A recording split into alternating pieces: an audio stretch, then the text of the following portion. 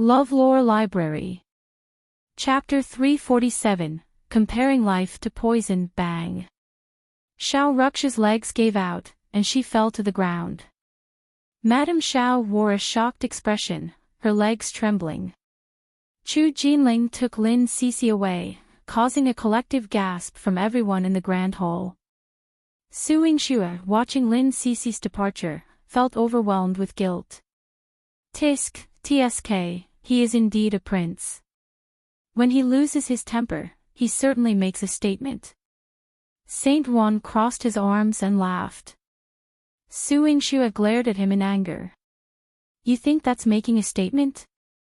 He was protecting the one he loved. If not for you, Sisi wouldn't have faced such humiliation today. Saint Juan stuck out his tongue. I just casually slipped her some poison. The poison you casually gave her is enough to ruin her entire life. Saint Juan, you'll pay the price for this. Yingxue raised her head and clenched her fists tightly. Saint Juan raised an eyebrow, suddenly hesitating to engage in a poison competition with Yingxue. She was genuinely interesting. But poisoning her to death would be such a waste. Miss Su, are you ready for your match with Mr. Ruan? The Empress, with a perpetual smile and regal composure, spoke softly at the front of the hall. Yingxue smiled back. Your Majesty, I am prepared. Saint Juan stood at the side with his arms crossed. I'm ready too, but one suddenly don't feel like competing anymore. It's too much of a waste to poison this girl to death. Supporting his head, Saint Juan, with a lazy charm in his eyes, said, Stupid girl, beg for mercy. Kneel and call me master, and 111 take you out of the palace to live freely. Saint Juan, you're not worthy. Yingxue's smile carried a sharp edge, her words hitting Saint Juan like a slap. Saint Juan erupted in anger. Yingxue, don't come crying and begging to me later. Watch. Yingxue's expression remained stoic. Chu Mingyuan didn't say anything today. He didn't want to hold this competition. After all, Yingxue was Long Shuli's daughter. Long Shuli was a woman who had captivated many hearts. However, Yingxue's love for Chu Yihan meant he couldn't let her live. Yingxue, Saint Juan, he finally called out. Both stood before him, listening as he addressed them. Since you both wish to compete, I will ensure fairness to prevent any injustices. However, this poison competition is akin to a battlefield, with life and death at stake. Are you both willing to sign a life and death contract, not blaming each other regardless of the outcome? Yingxue noticed a glint of intent to kill her in Chu Mingyuan's eyes. Saint Juan smirked. Why not? I'm not afraid of this little girl. Saint Juan signed the life and death contract sent by Chu Mingyuan. Glancing at Yingxue beside him, he mocked, It's not too late to beg for mercy now. After all, you're just a little girl. Spare yourself. Yingxue acted as if she hadn't heard him and signed her name on the contract. Turning to Saint Juan, she declared, This is our only match, with lives at stake. You use your poison, 111 use mine. Fate decides life and death. My live's always been in my hands. Saint Juan leaned close to Yingxue, blowing a provocative breath into her ear. Aren't you counting on Chu Yihan's influence? Why was he nowhere to be seen today? Got dumped? Yingxue had her doubts, but she never questioned Chu Yihan. She leaned closer to Saint Juan and whispered something into his ear. Chapter 348, Saint Juan was poisoned. Noble Consort Xiao's delicate face bore a look of doubt as she conversed with Granny Song beside her. What do you think? Yingxue said. How could she make poison? Dr. Saint Juan's face turned so sour. Before entering the palace, she had seen Saint Juan in the Xiao family, a person who was arrogant and dismissive of worldly matters. Granny Song replied solemnly, I can only sense that Miss Su might be in danger today. Noble Consort Shao agreed with her words. After all, when Saint Juan intended to poison someone, the king of the underworld seemed to favor him. Yingxue and Saint Juan exchanged poisons. Their competition was very simple and crude. They poisoned each other, and whoever could concoct the antidote within 2 hours would be considered the winner. When Saint Juan received Su Yingxue's poison, he almost instinctively ingested it. He had never believed Su Yingxue could poison him. Yet, the poison carried a sweet scent that echoed Su Yingxue's words in his mind. Saint Juan, do you have any regrets in your life? He did. Su Yingxue's potion was his sole regret in decades. Intoxicating fragrance, Saint Juan's eyes reddened, blood surged from his chest, and he abruptly expelled a mouthful of blood. Spurt. Su Yingxue watched him, a smile hinting at deeper meaning on her lips. Indeed, she had taken Saint Juan's poison, and her condition was dire. In less than 15 minutes, she began to feel dizzy and almost fell. Her vision slowly darkened. Fortunately, her acupuncture skills were outstanding and she quickly sealed her acupoints to prevent the poison from flowing. In her mind, little Jinling was in a panic. This poison is potent. So potent. Little Jinling was on the verge of vomiting. Su Yingxue entered the Medicine King Valley and it only relaxed when she saw her gulping down a lot of spirit spring water. Su Yingxue had her mother's medical records in her mind. There were thousands of poisons in the world that had a cure. It was just a matter of whether she could find it. Saint Juan liked to fight poison with poison. Over the years, he had been doing this for the majority of the time. Before the poison fully invaded her body, Su Yingxue took the antidote. After sitting for half an hour and sensing the poison's halt, she used a small knife to incise her hand, releasing the poisoned blood, effectively neutralizing the poison. However, just as she regained her senses, someone on the other side screamed, "Oh my God, the poison doctor is dead. The poison doctor is dead." Saint Juan collapsed before everyone's eyes. Men, summon the imperial physician. Chu Mingyuan quickly commanded. Saint Juan, a genius in poisons, would be a loss if he perished. He hurriedly ordered the imperial physician to attend to him. However, when his gaze met Su Yingxue's, a hint of intent to kill inadvertently slipped into his eyes. She had defeated Saint Juan. What terrifying strength she possessed.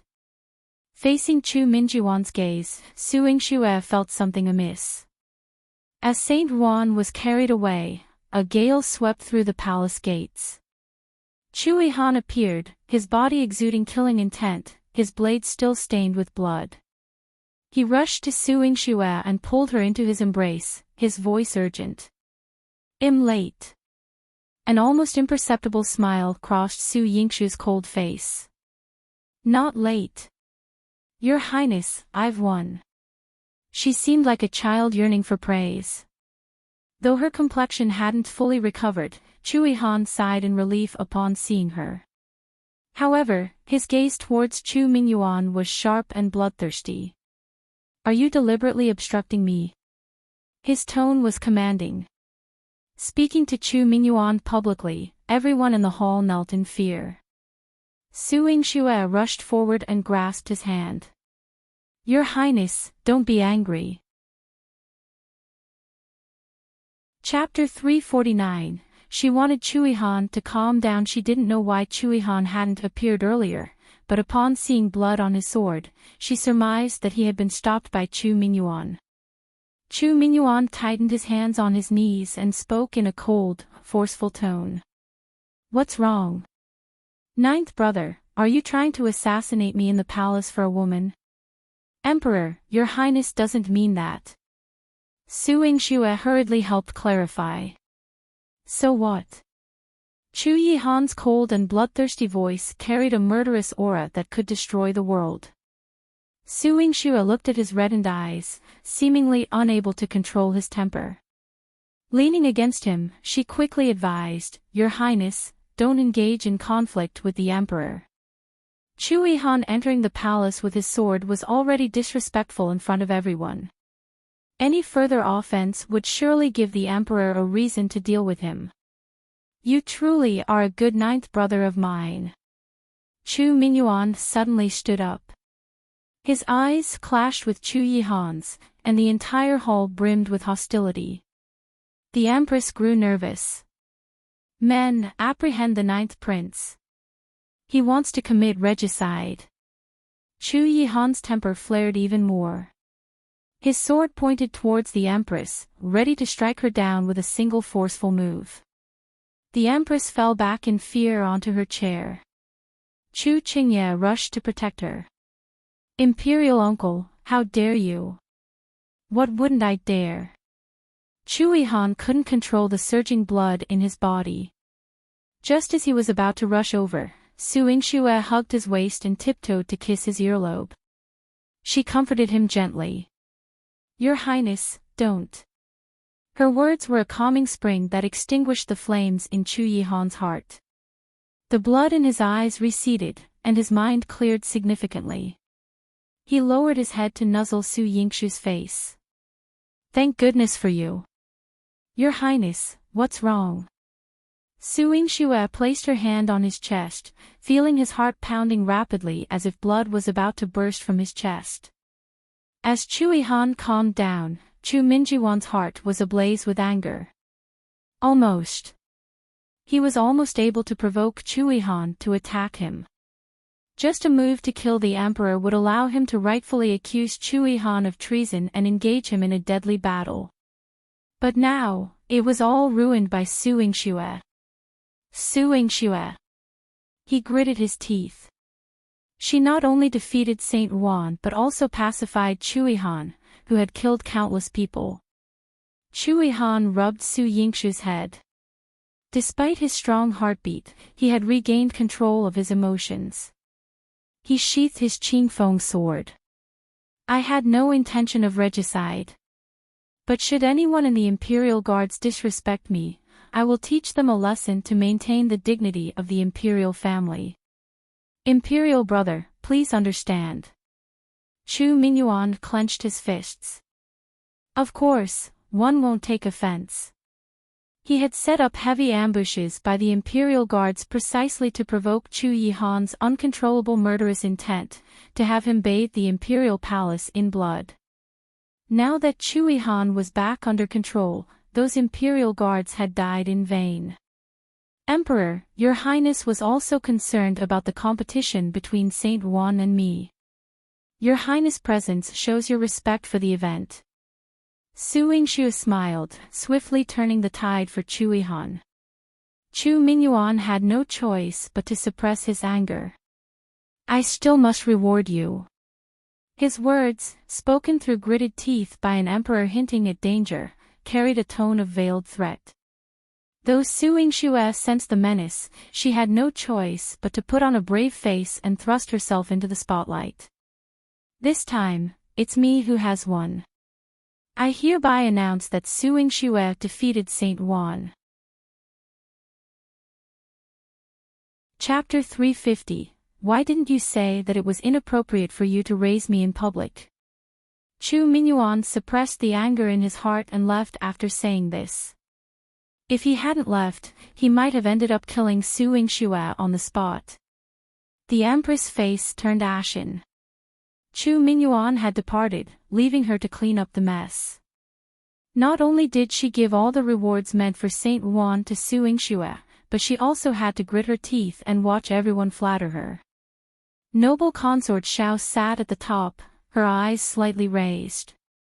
She was so stunningly beautiful that it was beyond comparison.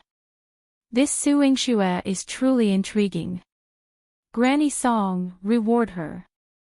Yes, Your Majesty. When Su Yingxue left the palace, she pulled a cart full of rewards behind her. But at this moment, all she wanted was to return to the prince's mansion with Chu Yihan. In Chu Yihan's courtyard, she accompanied him until it was dark. Chu Yihan lay on the bed, his once handsome face devoid of color. Yingxue meticulously removed one silver needle after another. Her eyes reddened at the corners. Lowering her head, she gently kissed Chu Yihan's face. This was her way to keep herself from bursting into tears. When Chu Yihan woke up, Yingxue asked, "How long have you been like this?" Chu Yihan's expression remained calm. "For 10 years. 10 years, Yingxue counted on her fingers.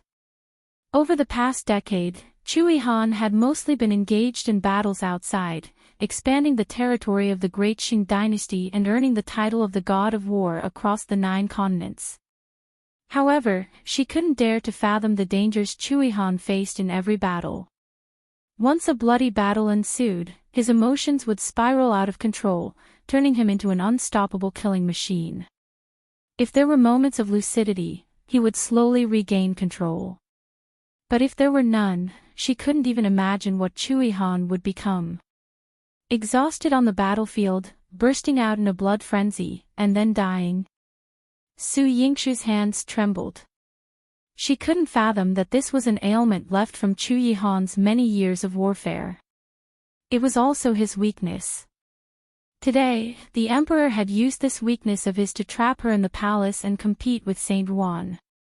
She was on the verge of life and death, and Chu Yihan would undoubtedly be agitated. Hence, he arranged defenses outside the palace, unleashing him into a massacre. Then, he would have penetrated the palace, assassinated the emperor, and started a rebellion. They would have charged him with the crime of a traitor and killed him. So ruthless. Don't be afraid. From now on, with you around, one won't lose control of my blood essence. Chu Yihan's lips curved slightly. Under the dim light, his deep, boundless eyes glittered with faint starlight. It was beautiful. Yingxue nestled into his arms. One genuinely wish one could be this helpful. You can. If you doubt it, you can try again. Chu Yihan lay on the bed, his once celestial face now radiant with a seductive aura, as if inviting her. Yingxue blushed and coughed twice. This is not proper. Your Highness, be serious. Did you consider what was proper when you publicly showed affection towards me today?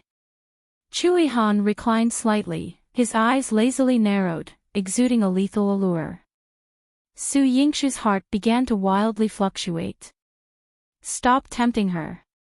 She couldn't resist the temptation. Right now, it's only you and me, appropriate enough.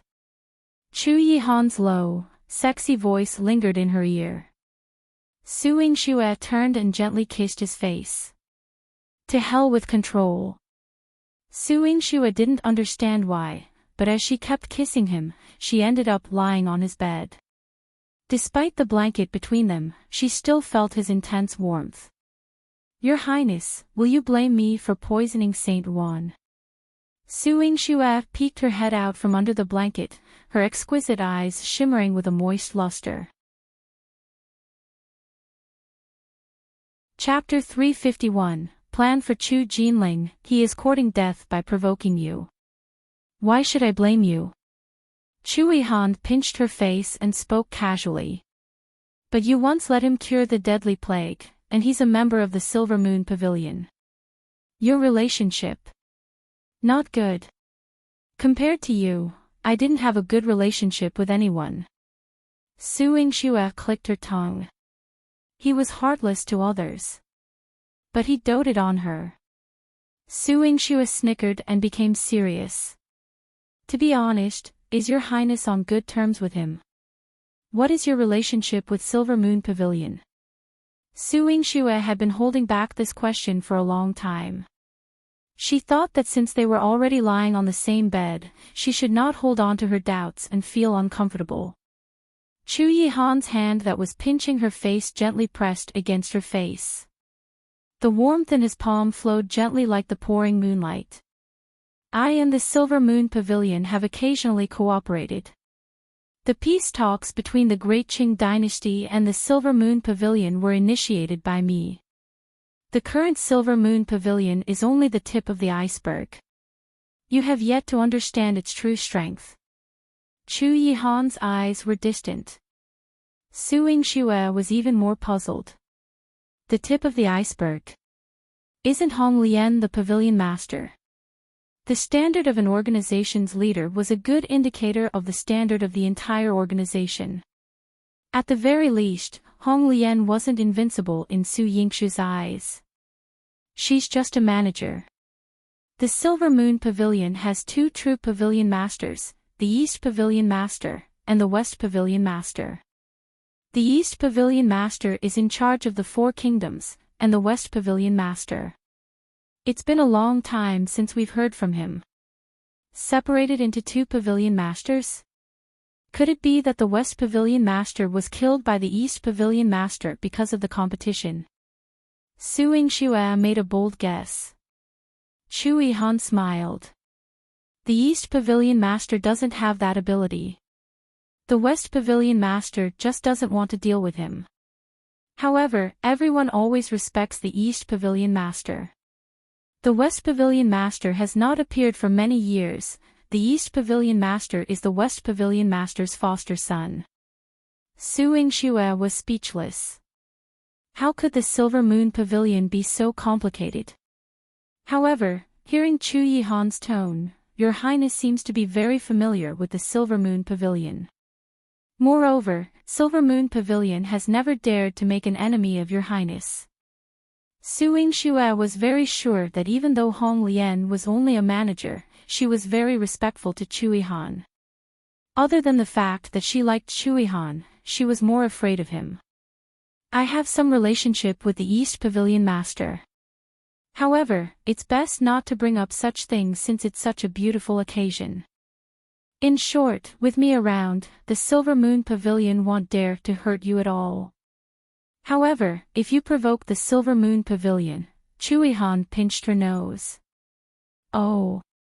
If I provoke the Silver Moon Pavilion, what will Your Highness do?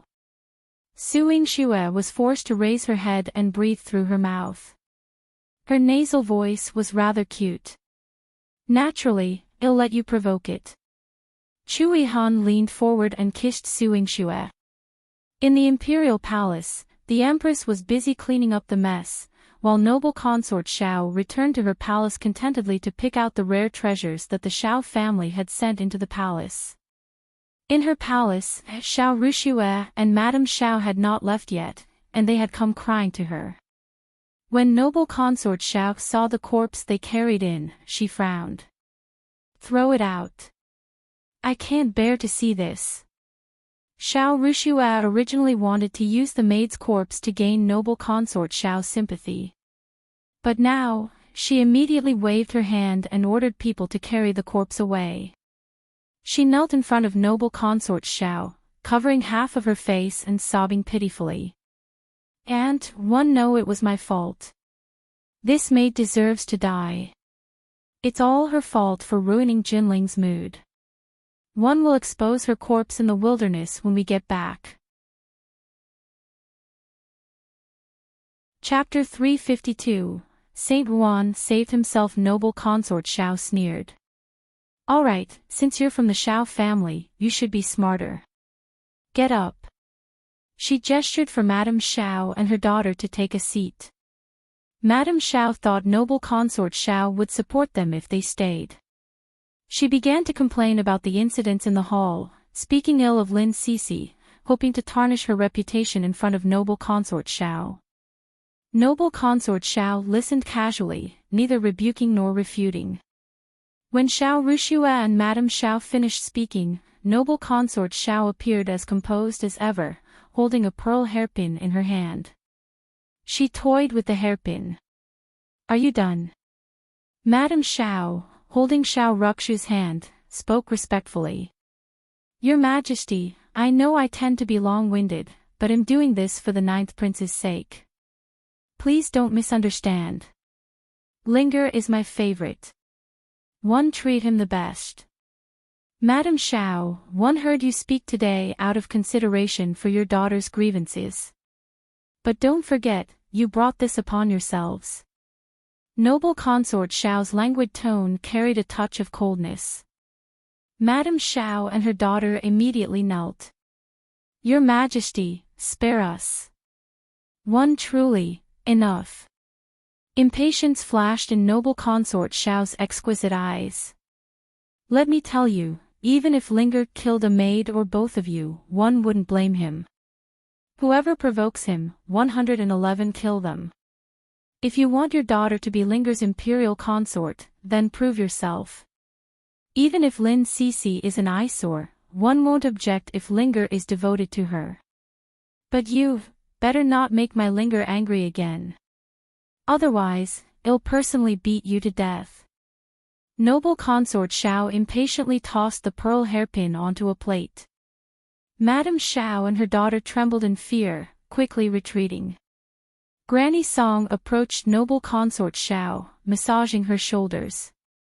Your Majesty, if you consider the Xiao family's future, having a daughter of the Xiao family by the 9th prince's side would be wise. Miss Lin is only a descendant of a general. Once General Lin dies, the Lin family won't have much left. Noble Consort Xiao rubbed her temples. How could I not know? But whenever one see Linger angry, I want to beat those who angered him to death. Linger is my treasure, I can't bear to see him upset. Granny Song sighed softly. Although your Majesty is reluctant, you can't watch over the 9th prince forever. Your Highness is pure-hearted and uninterested in the throne, so he won't have to worry about the future. But he still needs worldly experience, or who will protect your Majesty and the Xiao family? Noble Consort Xiao's heart sank. Granny Song's words echoed her thoughts. She had pampered Chu Jinling for years, but he would have to take responsibility for the Xiao family someday. Glancing at the treasures from the Xiao family, she instructed, Men, give all of these to Xiao Ruxue. Tell her to develop her skills. Granny Song smiled in relief. At the Marquis Manor, while Yingxue handled household matters, Ziwei returned. Yingxue glanced up from the account book at the young man, as cold as a statue. How did it go? Is Saint Juan dead? Ziwei shook his head. He saved himself. Yingxue nodded. That old man is indeed reluctant to die.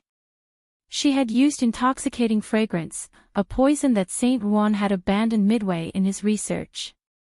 Thus, he couldn't concoct an antidote on the spot. But it didn't mean he couldn't save himself with his medical skills. And so, he lived on. Chapter 353. Dingheng wanted to invite Lu Shulan and her daughter back. Yingxue pulled out the letter left by her mother. Her mother had written about Saint Juan, particularly detailing the records about the intoxicating fragrance, which essentially was Saint Juan's romantic life. Saint Juan had exceptional talent as a young physician. He had a childhood sweetheart as his fiancée, whom he loved deeply. However, Saint Juan was too wild and unbridled. Upon the prodigal's return, seeking to marry her, Saint Juan discovered that his fiancée had married someone else. This rejection devastated Saint Juan. In a fit of rage, he poisoned his fiancée's in-laws to death. He even slowly poisoned his fiancée, desiring to make her suffer lifelong. In the 10 years after he was betrayed, Saint Juan developed poisons that were all targeted at women. The beauty-stealing poison was one of his proudest creations at the time. For every ounce of pain inflicted on women, he brewed poisons.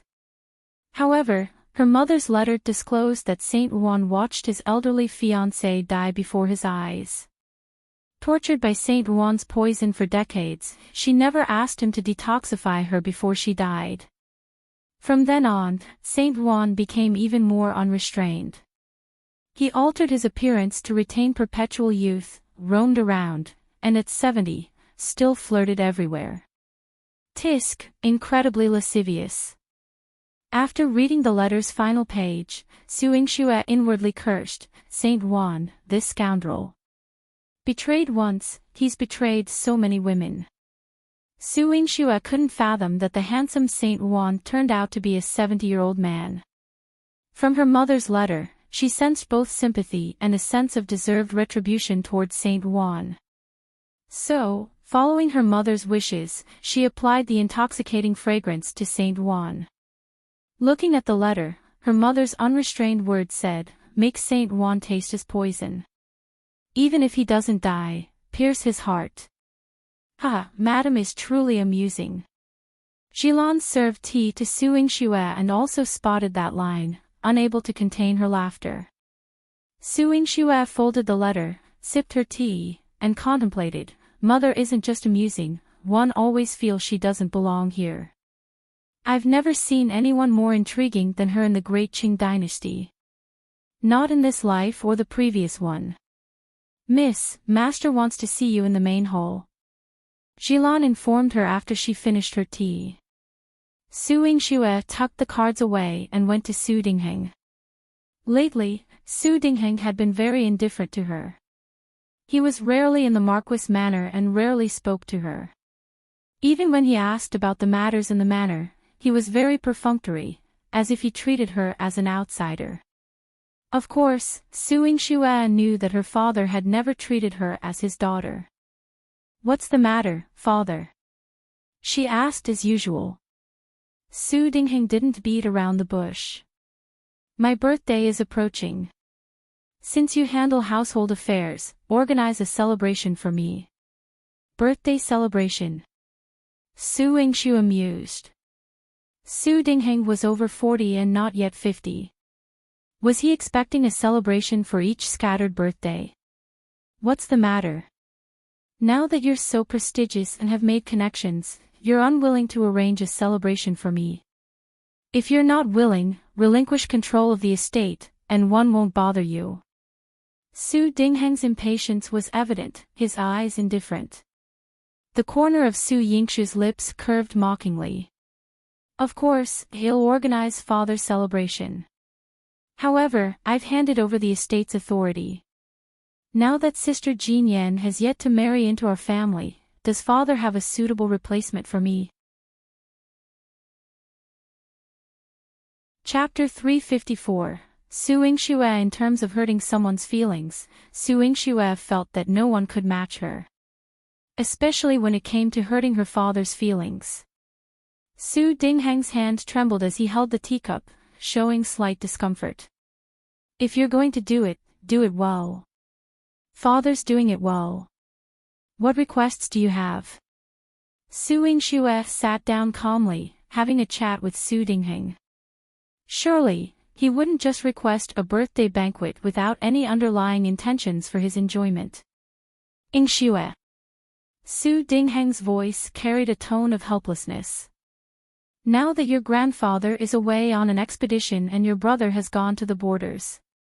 In this huge Marquis manor, only you and I are left. It's so deserted. So, father, you mean to ask me to bring Lady Lu and Su Yuro back to celebrate your birthday?" Yingxue raised an eyebrow, her eyes emitting a chill. Dingheng earnestly responded, "Isn't that the right thing? At my age, I simply want to enjoy family happiness." Yingxue's tone turned cold. "Of course, it is. Since father has said it, I'll do it." After finishing, she stood up and left. The aura of coldness around her even made Dingheng feel a bit afraid. He sat in the hall for a while, only to confirm that Yingxue had agreed to the matter. It was unusually smooth. Yingxue agreed to arrange a birthday banquet, but she didn't agree to invite back Lu Shulan and her daughter. Shulan saw Yingxue preparing for the birthday banquet and was furious. "The Marquis is making things too difficult for you." Despite knowing Lu Shulan and her daughter's ill intentions, Yingxue was expected to invite them back. Wasn't this a humiliation to Yingxue? "Do you think I'd invite them back?" Yingxue glanced at the guest list, her lips curling with coldness. But didn't Miss promise the master to let them return? Xilan's eyes were filled with doubt.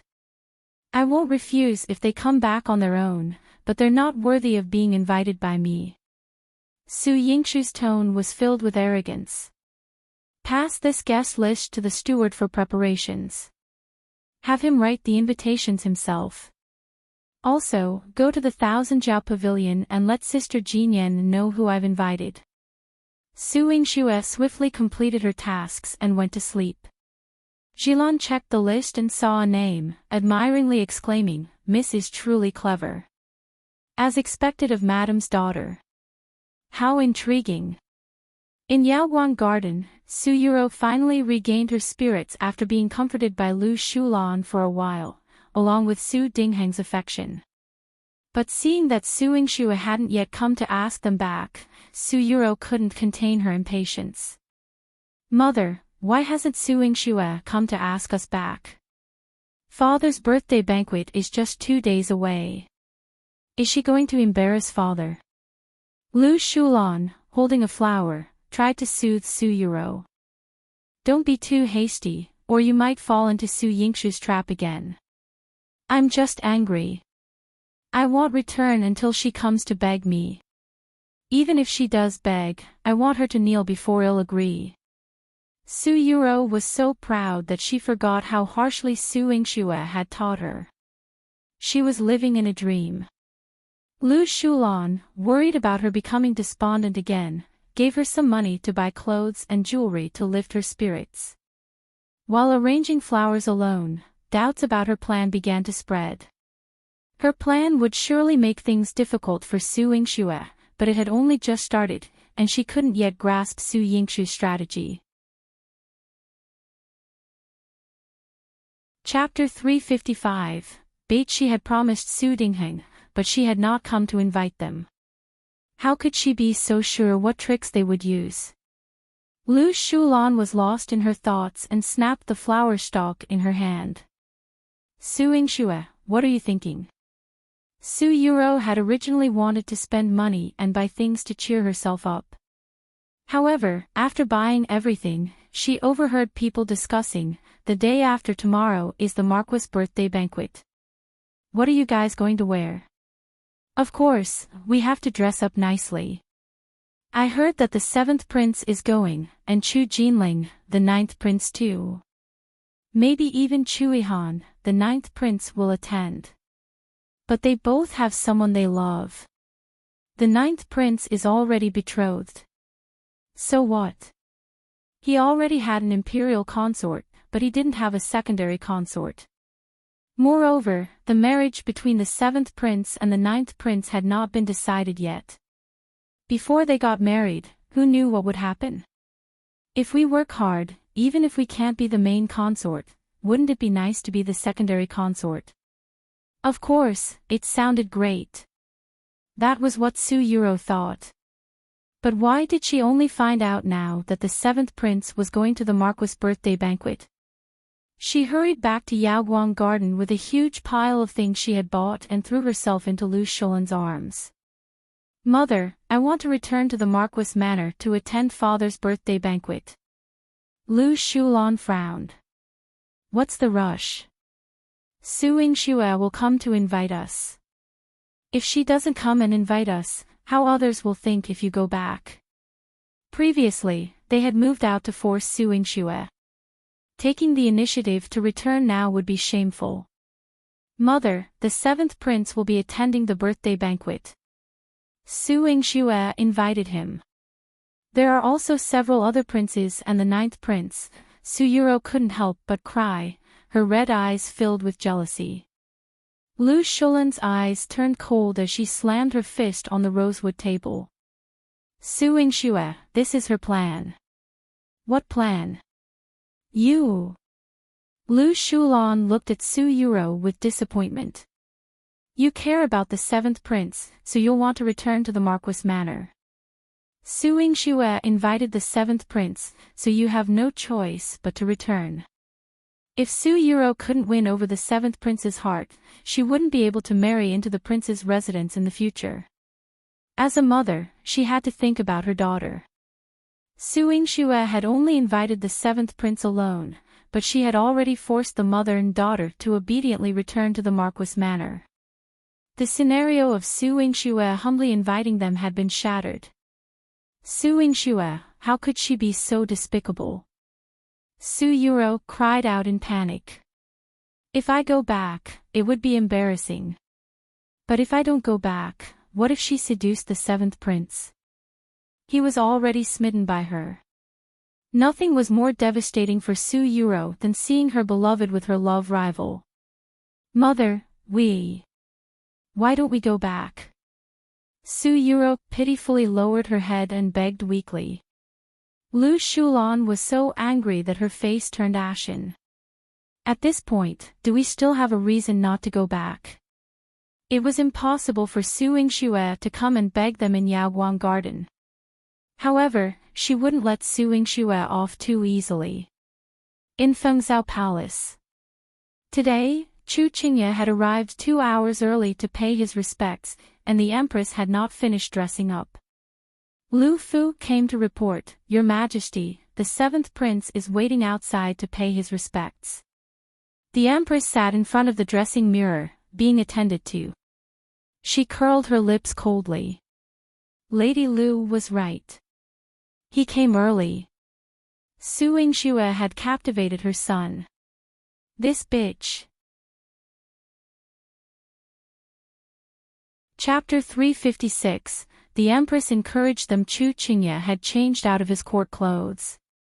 Before he came, he had put on a moon-white robe embroidered with dragons and auspicious clouds, which made him look tall and handsome. He had replaced the golden crown on his head with a jade crown, perfectly matching his elegant appearance. The Empress came out after dressing up. Seeing her son dressed so immaculately, she teasingly asked, Where is my son off today? So cheerful. Greetings, mother. I have no urgent matters today, so I plan to attend a banquet. Chu Chengye smiled, his appealing demeanor captivating even the Empress. However, the Empress' demeanor turned cold, her tone chilling. Whose residence? Originally, Chu Chengye had intentionally concealed the truth. He knew that his mother did not like Yingxue. However, it was rare for him to receive an invitation from Yingxue. After arriving early to pay his respects today, he had planned to swiftly go to Yingxue's side for the banquet. Now, Chu Chengye decided to disclose the truth to the Empress. Today is the birthday banquet of the Marquis of Martial South. You wish to see Yingxue, right? The Empress sneered. Mother, please calm down. Sensing the Empress' anger, Chu Chengye obediently knelt. Forget it. I also have a gift here. Take it to Yingxue. The Empress gestured, and Lu Fu handed Chu Chengye a box. Upon seeing a bright yellow silk cloth inside, Chu Chengye was slightly taken aback. Mother, this decree, at the Marquis manor. Yingxue hosted her third banquet at the residence, already showing great finesse. Guests were delighted, and even those who once held grudges couldn't help but curry favor. Yingxue graciously accepted everyone. Approaching noon, it was almost time for the banquet to begin. Dingheng came over, his face grim. Did you invite Shulan and Ruan? Why haven't they arrived yet? Are you deliberately depriving me of family happiness? Yingxue's eyes narrowed slightly, her voice indifferent. Father, the banquet hasn't commenced. No need to worry. With Chu Chengye's appearance today, Yuro and Lu Shulan would surely come. But Chu Chengye had yet to arrive. The seventh prince has arrived. Someone announced loudly at the door. Yingxue's lips curled slightly. Father, don't worry. They'll be here soon. Dingheng, though displeased, had to accompany Yingxue to the door to welcome Chu Chengye. Chu Chengye's arrival made quite an impression. All the young miss blushed at his peerless charm. He held a bright yellow silk cloth and was accompanied by Lu Shulan and her daughter. Su Yingxue frowned slightly. She intended to step forward to greet him, but Chu Chengye spoke coldly, Marquis of Martial South, Su Yingxue accepts the edict. Quickly, Su Dingheng knelt. Seeing Su Yingxue still standing, he tugged at her clothes. What are you doing? Hurry and kneel to accept the decree. Su Yingxue knelt, her brows furrowing slightly. Lady Lu is wise, dignified, and virtuous, suitable to be bestowed the title of concubine to the Marquis of Martial South. Her daughter, Su Yuro, is learned, elegant, and charming, suitable to be named County Lord of Rouching. All in the Marquis Manor of South shall be rewarded. After Chu Chengye read the decree, Su Dingheng joyfully received it. He approached Lu Shulan and her daughter, beaming. Laner, Ruer, you can finally enter the manor legitimately. The Empress' decree not only admitted Lu Shulan but also honored Su Yuro with the title of County Lord, elevating her status to match Su Yingxue's. In front of Su Yingxue, Su Yuro held her chin high, displaying a proud demeanor. Chapter 357, Rules. Su Yingxue slowly stood up. Her beautiful face was covered with a layer of frost. The Empress had intentionally made Lu Shulan a concubine and even made Su Yuro the county lord, allowing them to enter the Marquis Manor in glory. In order to attack her, she didn't hesitate to raise the status of Lu Shulan and Su Yuro. Su Yingxue's lips curled up coldly. The Empress had put in a lot of effort. Su Yingxue, why aren't you accepting the decree? Chu Chengye looked at her coldly and seemed very dissatisfied. As a prince, he had received much attention since he was young. Today, when he came dressed up, Su Yingxue didn't even look at him. She even ignored his mother's orders, which made him very unhappy. Empress' decree did not mention me, so why should one accept it? Su Yingxue's performance was decent, but her tone carried a hint of arrogance. Su Yingxue, you. Chu Chengye gritted his teeth. Every time he saw her being so unyielding, he wanted to teach her a lesson and make her kneel in front of him so that she would give in to him. Your Highness, sister has worked so hard for the birthday banquet. I think she is not happy because she didn't get a reward. Please don't hold it against her, Su Yuro said considerately. The smile on her face was bright and beautiful. She seemed to be considerate of Su Yingxue, but it made everyone more and more clear that no matter how much Su Yingxue did, she was only a daughter of the Marquis Manor. However, she and her mother were valued by the Empress. This was something that Su Yingxue couldn't compare to. Shulin stood behind Su Yingxue with an angry look in her eyes. What's there to be proud of? She was merely rewarded by the Empress. Had her miss not been rewarded by the Emperor before? Congratulations to Aunt for entering the residence. Since Aunt has returned to the residence, let's start a banquet to celebrate Father's birthday. Su Yingxue glanced at Shulin and told her to hold it in and not say anything else. Shulin immediately restrained her expression and became cautious. Lu Shulan waved her sleeves and walked in front of Su Yingxue. With a gentle expression, she said, Yingxue, one know that it is hard for you to be in charge, but you have organized this birthday banquet for Marquis in a rather shabby manner.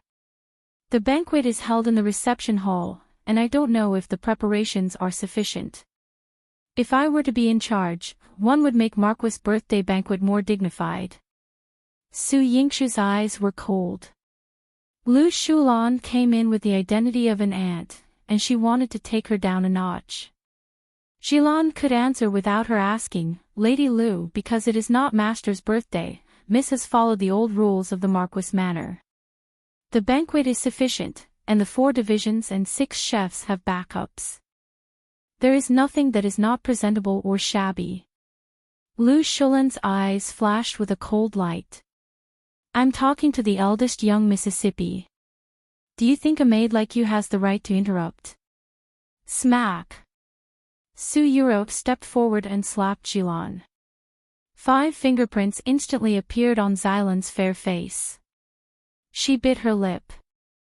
I'm just answering the question on behalf of Mississippi. Smack. Beside Su Yuro, Yuan Ruo slapped Shulan again and shouted with a stern expression, "You're just a lowly servant. How dare you call yourself me in front of Aunt and the county lord? You deserve a beating." Shulan covered her face and retreated.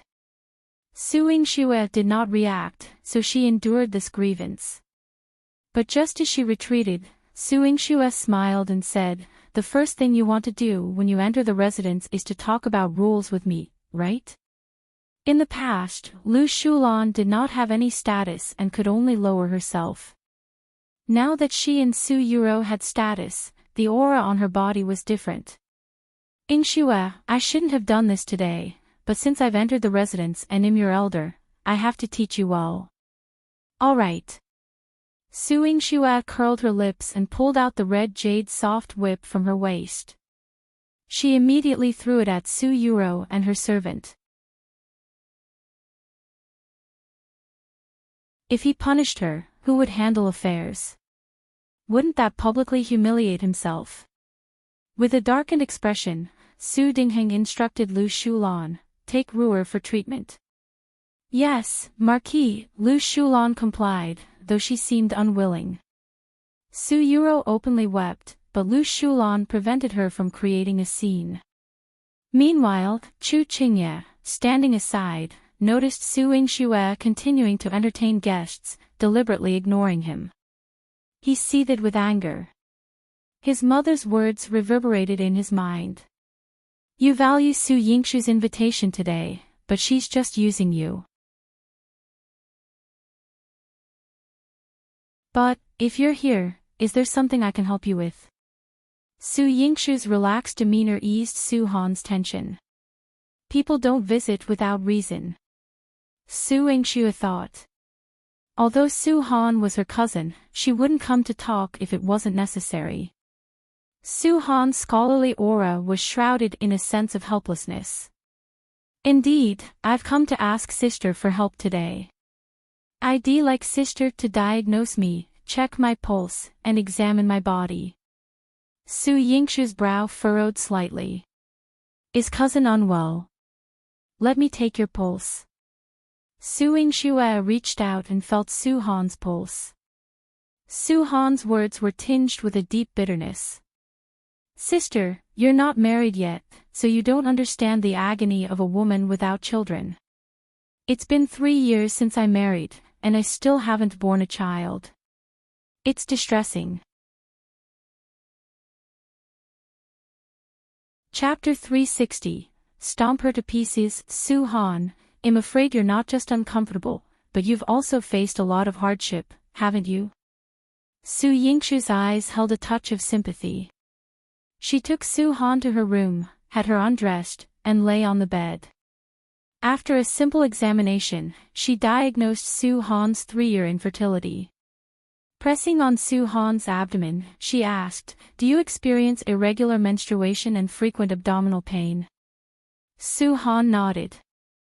"Sometimes, the pain is unbearable, especially during my period. It's a continuous discomfort even when I drink water." Su Yingxue brought out pen and paper, writing as she spoke, "Your meridians are blocked, there's a heavy chill in your abdomen, compounded by daily exertions, severely weakening your body, hence the inability to conceive." Nervously clutching her chest, Su Han spoke with anxiety, "Sister, can you cure me? One need a child." Perhaps Su Yingxue couldn't fathom the tribulations of marrying into a prince's mansion. But now, other than bearing children, she had no other recourse. Su Yingxue chuckled softly, "Didn't you teach me how to handle Lady Lu for the sake of healing you? If I fail, wouldn't I let you down?" Su Han blushed. "Despite my self-interest, we, the direct line, still hope you can lead a good life. Don't let those villains take advantage, turning the Marquis Manor into chaos." Finishing the prescription, Su Yingxue handed it over, saying, don't worry. I won't disgrace the Su family's legitimate daughter. Su Han smiled, carefully keeping the prescription. Just as Su Yingxue was about to see her off, she hesitated and asked, Sister, do you have golden round medicine for treating injuries? Su Yingxue instructed Shulan to fetch a bottle. As a doctor, I naturally have all kinds of medicine. Is someone injured in Sister's household? Su Han shook her head. Since Sister helped me today, I'll help you again. Just watch. Sometimes, a few words can hurt a woman more than a whip. Su Han's eyes held a deeper meaning. She headed towards Su Yura's sunset court. Curious, Su Yingxue brought Shulan to observe from outside. After a while, Su Han was pushed out by Su Yuro, holding the golden wound medicine. She fell, the bottle shattered, looking pitiable and disheveled. Having married into the regional prince's mansion, Su Dingheng naturally rushed over. Hainer. What happened? Quick, get up. Seeing her injuries, Su Dingheng promptly helped her up. Su Han had always been seen as dignified and refined. Yet now, speaking with a sigh, it seems as a regional princess, am not worthy to deliver medicine to Sister Yuro. Hence, my present state. She turned to Su Dingheng. Second uncle, one was concerned for Sister Yuro. I brought her the medicine, but I ended up injured. I wonder how the regional prince will blame her. 111 Take my leave now. She departed swiftly, denying Su Dingheng any chance to apologize. Su Dingheng was furious. Turning, he slapped Su Yuro. Ungrateful child. Have you lost your mind? Hainer is the princess of Yangon County. She kindly brought medicine for you, and you've hurt her. Being a county lord doesn't make you superior to the Yangon County princess. You're simply foolish. Father, she provoked me. She didn't sincerely come to see me. She did it on purpose. Su Yuro pleaded in the grievance.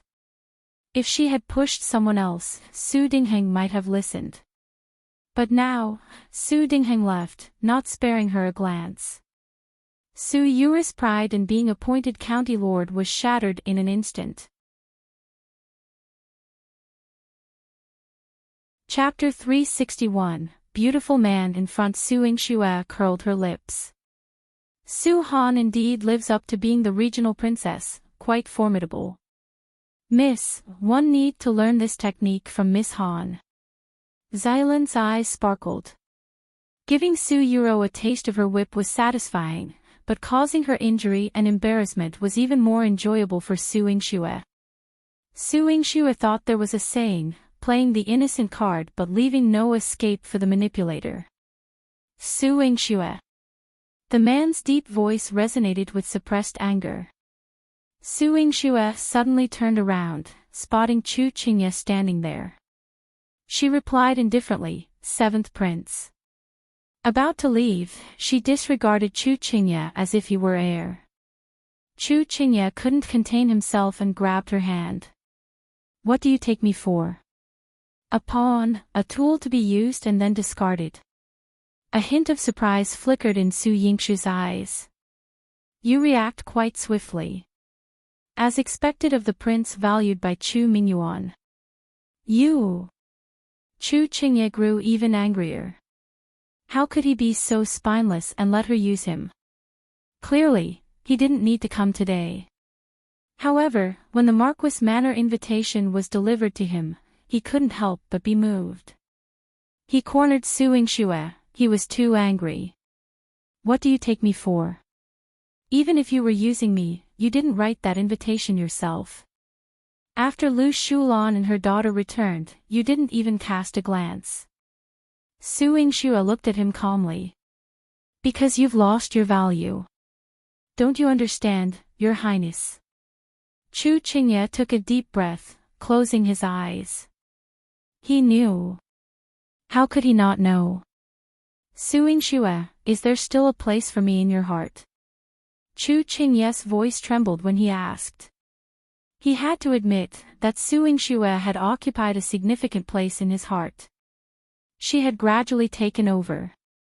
But as his eyes avoided hers, he dared not meet Yingxue's gaze, afraid of her coldness, afraid of not being in her eyes anymore. But not looking didn't mean Yingxue would spare him. Breaking free from Chu Yingxue's hold, she pushed him away. Seventh Prince, it's time to wake up. You've never been in my heart. From the moment she opened her eyes, Chu Yingxue had died in her previous life. This time, he was just one of the people she had to deal with. Possess her heart. He is dreaming. Yingxue thought. Yingxue, it'll make you regret this. Chu Yingxue growled, bloodshot eyes filled with resentment. Yingxue was supposed to be his. Disregarding him, as night fell, she stealthily entered the ninth prince's mansion. Though she claimed to have infiltrated, she merely scaled a wall and confidently strolled into the ninth prince's mansion. Then, she barged into Chu Yihan's room. There was a hint of dampness in the air, and Yingxue caught the fragrance of rain. It was delightful. Especially when the robust figure of a man appeared before her. His restrained aura mixed with that fragrance. Amid the visual and olfactory collision, Yingxue felt sparks in her eyes. Your Highness, why aren't you properly dressed? She swiftly turned around, tilting her head to prevent a nosebleed.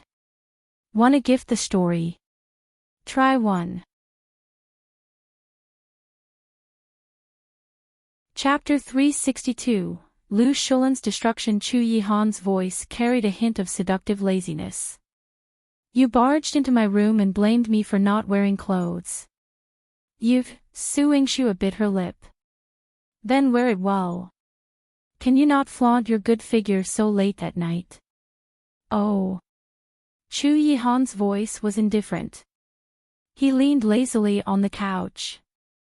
Yingxue turned around and saw this terrible scene. She walked to Chu Yihan's side as if surrendering and reached out to him. Hug. With a handsome man in front of her, she couldn't resist the temptation of this beauty. Chu Yihan was holding a military book in his hand. His aloof and abstinent appearance made it even more difficult for people to control themselves. Yingxue took a deep breath and sat in his embrace. She bit his shoulder. What is your Highness doing today? Aren't you going to the Marquis Manor to play? What's so fun about it? To see you and my nephew catch up.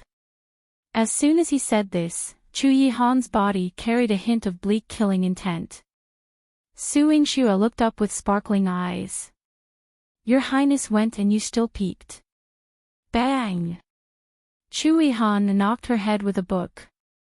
Why would I peek? He climbed over the wall openly and stood on top of it.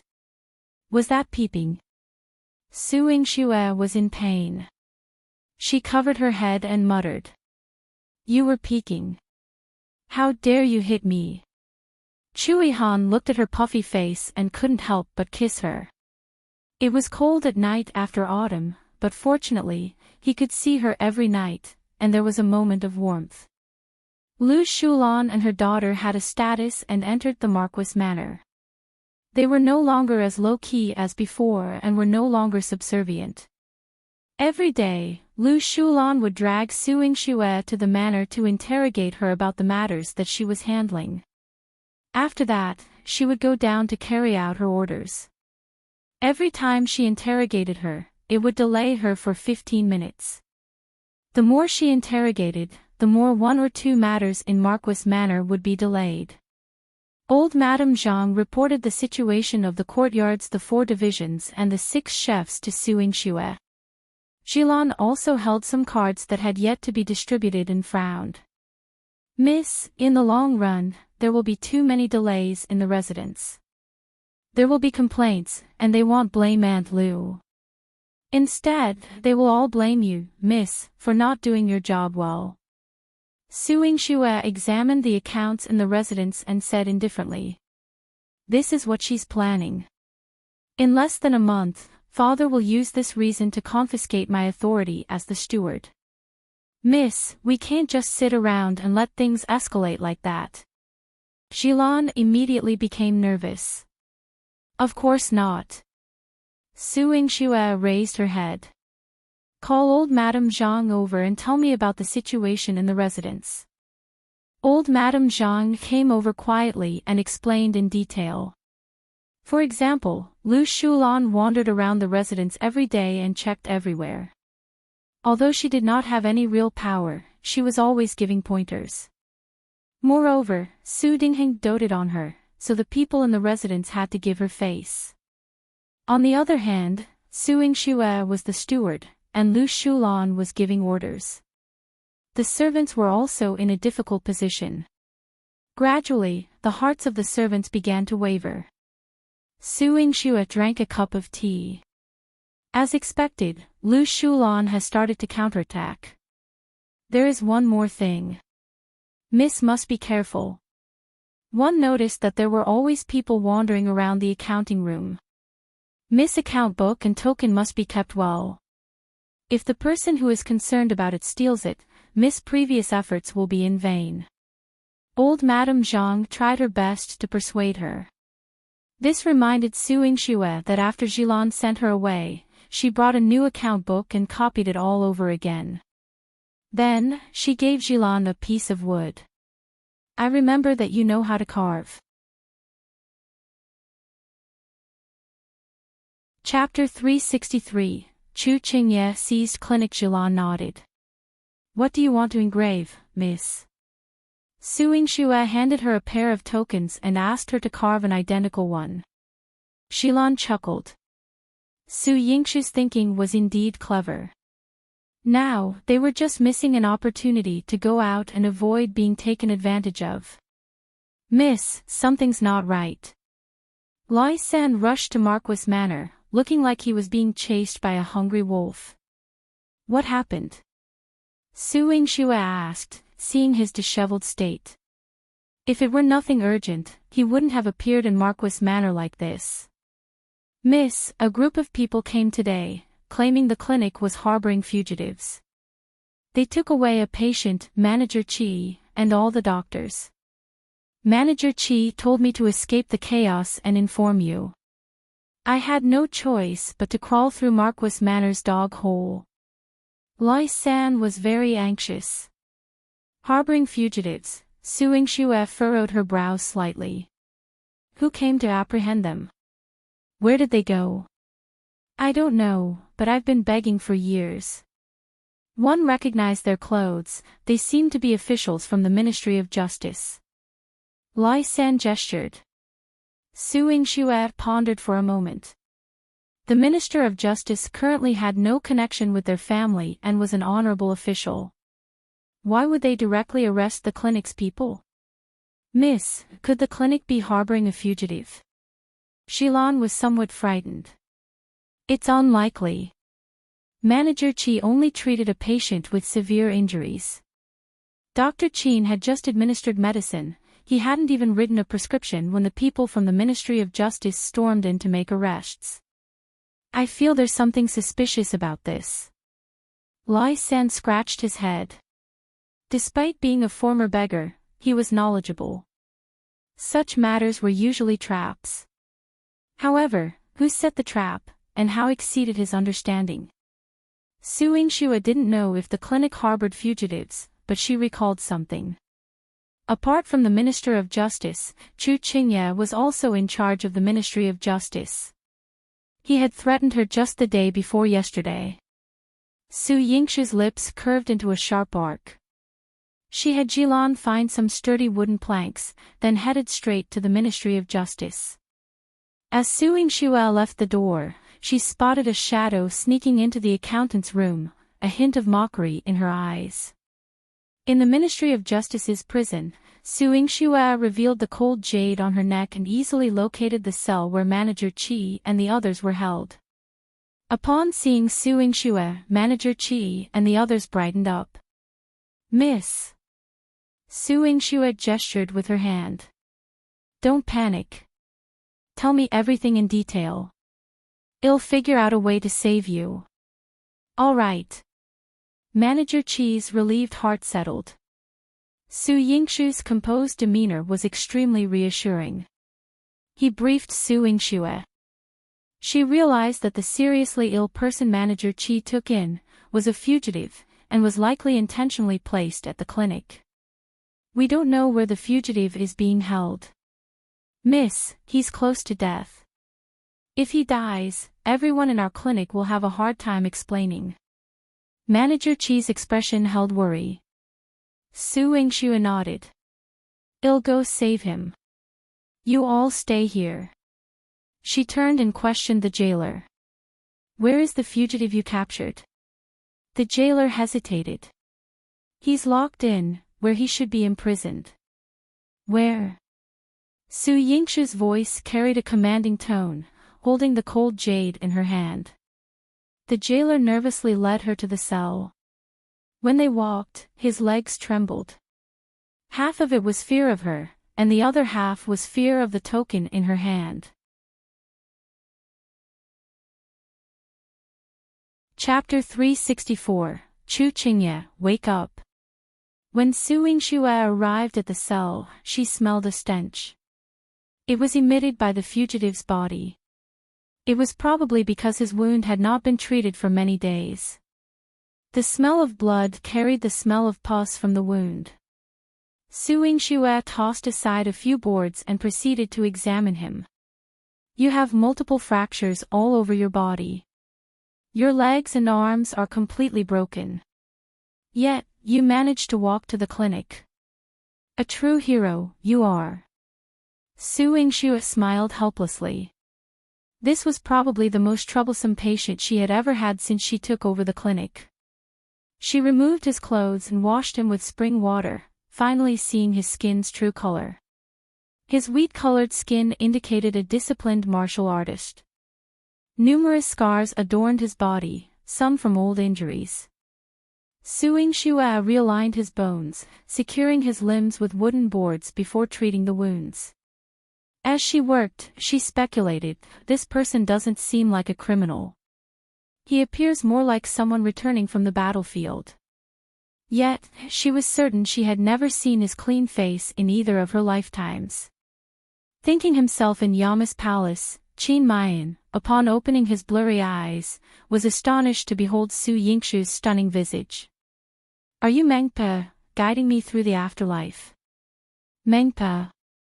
Su Yingxue laughed. Have you ever seen such a young and beautiful Mengpe? No. Qin Mayan shook his head. Mengpe could only be seen after death. If he didn't see Mengpe now, he wasn't dead. This extraordinary woman before him had saved him. Miss, may I ask, answer my question first. What crime did you commit to be arrested? Su Yingxue fixed him with a wary gaze. Meeting her captivating eyes, Qin Mayan answered honestly, I haven't committed a crime. One don't know why one was captured. Where is this place? The Ministry of Justice's prison, Su Yingxue responded. Observing the surroundings, Qin Mayan noticed it differed from the Great Wei Dynasty's Ministry of Justice prison he knew. He frowned. This isn't the Great Wei Dynasty's Ministry of Justice but the Great Qing Dynasty. Su Yingxue was incredulous. You don't even know where you are. She felt some sympathy moments ago, presuming he left his hometown. But what did he just say? Great Wei Dynasty's prison. Are you from the Great Wei Dynasty? Su Yingxue's pupils contracted. His wounds and the severity of his injury suggested he wasn't an ordinary person from the Great Wei Dynasty. Her mother hailed from the Great Wei Dynasty. Your Great Wei Dynasty, Su Yingxue was about to inquire when Chu Chengye interrupted. Su Yingxue, how dare you intrude into the Ministry of Justice's prison? Bringing several people, he encircled Su Yingxue and Qin Mayan. Su Yingxue had no choice but to stand and face Chu Chengye. She flashed the cold jade in her hand, her cold eyes carrying a trace of arrogance. Why can't one break into the Ministry of Justice's prison? Imperial Uncle's cold jade. Chu Yingxue's eyes widened, turmoil in his heart. How is it with you? Yingxue, how dare you? Seventh Prince, you should be more clear-headed. No one in the world dares to snatch the Ninth Prince's things. If it appears in my hands, it's undoubtedly a gift from the Ninth Prince. Chapter 365. Chu Yihan cannot touch the Ministry of Justice. Seventh Prince, you should think more clearly. No one in the world would dare steal from the Ninth Prince. Since it's in my hands, your Highness must have given it to me. As he has, one have the right to use the cold jade to enter and leave the imperial prison. One also request a thorough investigation into my clinic harboring a fugitive. She emphasized the word fugitive, compelling Chu Chingye to take it seriously. He waved his hand coldly. Take this person to the court. 111 personally judge him. Yingxue hadn't expected Chu Chingye to handle the case so seriously. Without asking Qin Mayan a few questions, he declared his guilt, throwing him back into the cell. Furthermore, he concluded that the clinic's harboring constituted a grave offense, and they all must face legal consequences. Yingxue intercepted Chu Chingye. Is this how the Seventh Prince manages the Ministry of Justice? With such management, how many unjust cases will arise? How many innocents will die? Do one need you to teach me how to work? Yingxue, if you can get Imperial Uncle's cold jade, then ask Imperial Uncle to help you. Let's see if he can intervene. If you're incapable, just watch everyone in the clinic fall into my hands. Chu Chingye's smile held a trace of malice. Rather than immediately seeking Chu Yihan, Yingxue visited the capital prefecture and consulted Liang Jin about the matter. Liang Jin sighed. Miss Su, if the Seventh Prince presides, this matter might be challenging. Why? Can't Lord Liang help? Yingxue was puzzled. Although the Ministry of Justice handled cases nationwide, Liang Jin oversaw all cases in Jiangdu City. If he wanted to bring this issue to trial, he should have the authority, right? Moreover, before Yingxue could mention Chu Yihan's name, Liang Jin informed her, one fear even the Ninth Prince can't intervene in this matter. Although you can use the cold jade to enter the Ministry of Justice's prison, the late Emperor decreed that your Highness should never interfere with the Ministry of Justice. Otherwise, had be charged with treason. Why? Yingxue's expression was filled with doubt. The late Emperor had such a decree. Did Chu Yihan do something? When your Highness was young, he accidentally killed a Minister of Justice. Despite sparing his life, the Emperor strictly prohibited your Highness from meddling in the Ministry of Justice. The Seventh Prince boldly bringing someone to the Ministry of Justice indicates it was premeditated. Liang Jin clarified the situation for Yingxue. She nodded slightly in gratitude. Thank you, Lord Liang. Given the circumstances, she couldn't involve Chu Yihan. She had to rely on herself to save everyone from the clinic. Chapter 366. Do you still remember my mother?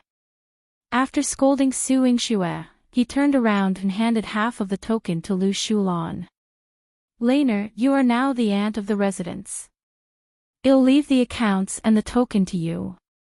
Don't disappoint me. Lu Shulan was delighted. Yes, Marquis. When she turned around to look at Yingxue, her expression became a little proud. Yingxue, you have so many things on your hands that, inevitably, you can't take care of the Marquis Manor's matters. From now on, Aunt will be in charge of the Marquis Manor. You don't have to work so hard. Aunt, a fake token and account book, Aunt probably can't manage the Marquis Manor. Yingxue's eyes curved into crescents as she revealed an innocent smile. She took out the token from her waist and showed it to Dingheng. Father, the token is such an important thing. Why would one put it in the accounting room? Also, this account book was originally a fake account book that one made and placed in the accounting room.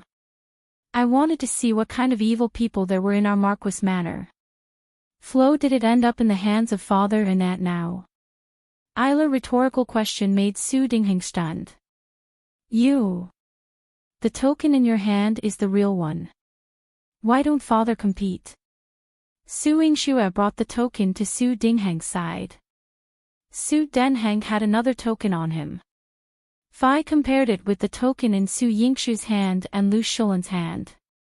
Obviously, the token in Lu Shulan's hands was fake. It was just carved from a random piece of wood and then painted with a layer of paint. It was not golden Nanmu at all. Lu Shulan's face instantly turned pale. This, Jilan, bring the account book over.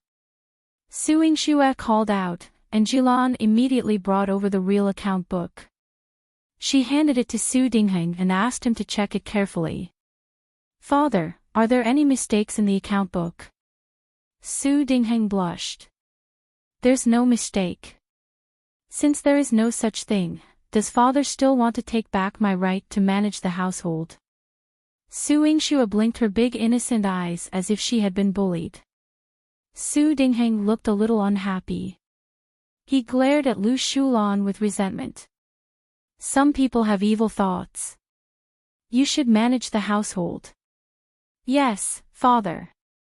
Su Yingxue watched as Su Dingheng flicked his sleeves and left, revealing an obedient smile. Lu Shulan panicked and quickly chased after Su Dingheng. Marquis, please listen to my explanation. She did not manage to catch up to Su Dingheng and almost sprained her ankle. Su Yingxue slowly walked over from behind her. She chuckled softly. Aunt, slow down. Otherwise, you might make another mistake.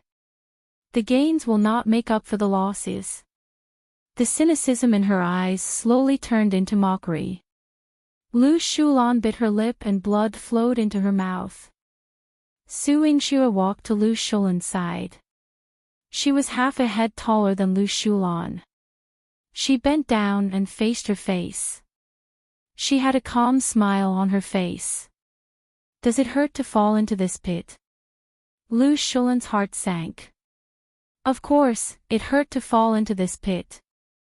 Su Yuro had lost face at the birthday banquet, and after she entered the manor, she was anxious to catch Su Yingxue's mistake, wanting to take charge of Marquis Manor.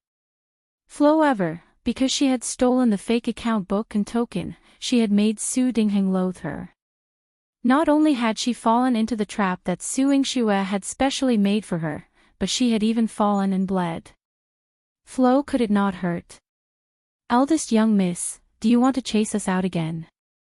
Lu Shulan struggled to control her expression so that she would not look too embarrassed in front of Su Yingxue. However, Su Yingxue said something that made her blood turn cold. One just want to ask you, do you still remember my mother? Chapter 367, The Special Bloodline of Great Wei Dynasty Royal Family. Lu Shulan had nightmares the entire night. She dreamt of Long Shuli, a figure as high and mighty as a god but capable of beating her to a pulp with just one move. In her dream, there was a man wearing a black hat. His voice was hoarse. As long as you lure Long Shuli out of Marquis Manor, I guarantee she won't be alive to fight you for everything in the Marquis Manor. She followed the instructions, and Long Shuli died in childbirth.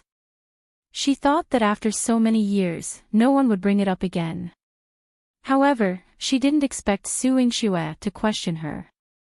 What did she find out? Initially, Su Yingxue only intended to warn Lu Shulan. The next day, she still visited the Great Wei Dynasty man imprisoned. Qin Mayan could already sit up. Su Yingxue approached him and was startled when she saw him. Then, she took his pulse and found that besides the broken bones and muscles, all other wounds were healing rapidly. Even his internal energy was recovering quickly. Why did you recover so quickly? Yingxue asked, genuinely puzzled. Because of the special bloodline, Qin Mian replied, observing her as he spoke. He constantly felt like he had met her before and should know her. However, he had spent the whole night trying to recall but couldn't remember that he knew Yingxue. He had to say that this illusion was too strong. Are all the people of the Great Wei Dynasty's bloodlines this special? Yingxue furrowed her brow slightly. She had heard her brother say that the troops of the Great Wei Dynasty were brave and skilled in battle. They were like tigers and wolves. In just a few years, they invaded the 4 countries from the frontier, overthrew the previous dynasty, and established the Great Wei Dynasty. Their heroic spirit had intimidated the other 3 countries. Qin Mian wanted to tell her that only the imperial family of the Great Wei Dynasty had this special bloodline. However, considering they didn't know each other and he was in a foreign country, he had to be cautious. He nodded and said, yes. Yingxue took a sharp breath. She suddenly worried about Su Hao, who guarded the bamboo leaf pass. If he encountered an enemy with such a terrifying bloodline, Su Hao might suffer if a battle broke out. However, she couldn't think that far ahead now. She could only ask Qin Mian where he came from, what crime he committed, and why he went to the clinic that day. Qin Mian didn't hide anything. I was seriously injured in battle and unconscious for a long time. When one woke up, I was in this strange place. Then, I ran for my life and fainted at a clinic. He also heard Su Yingxue's explanation.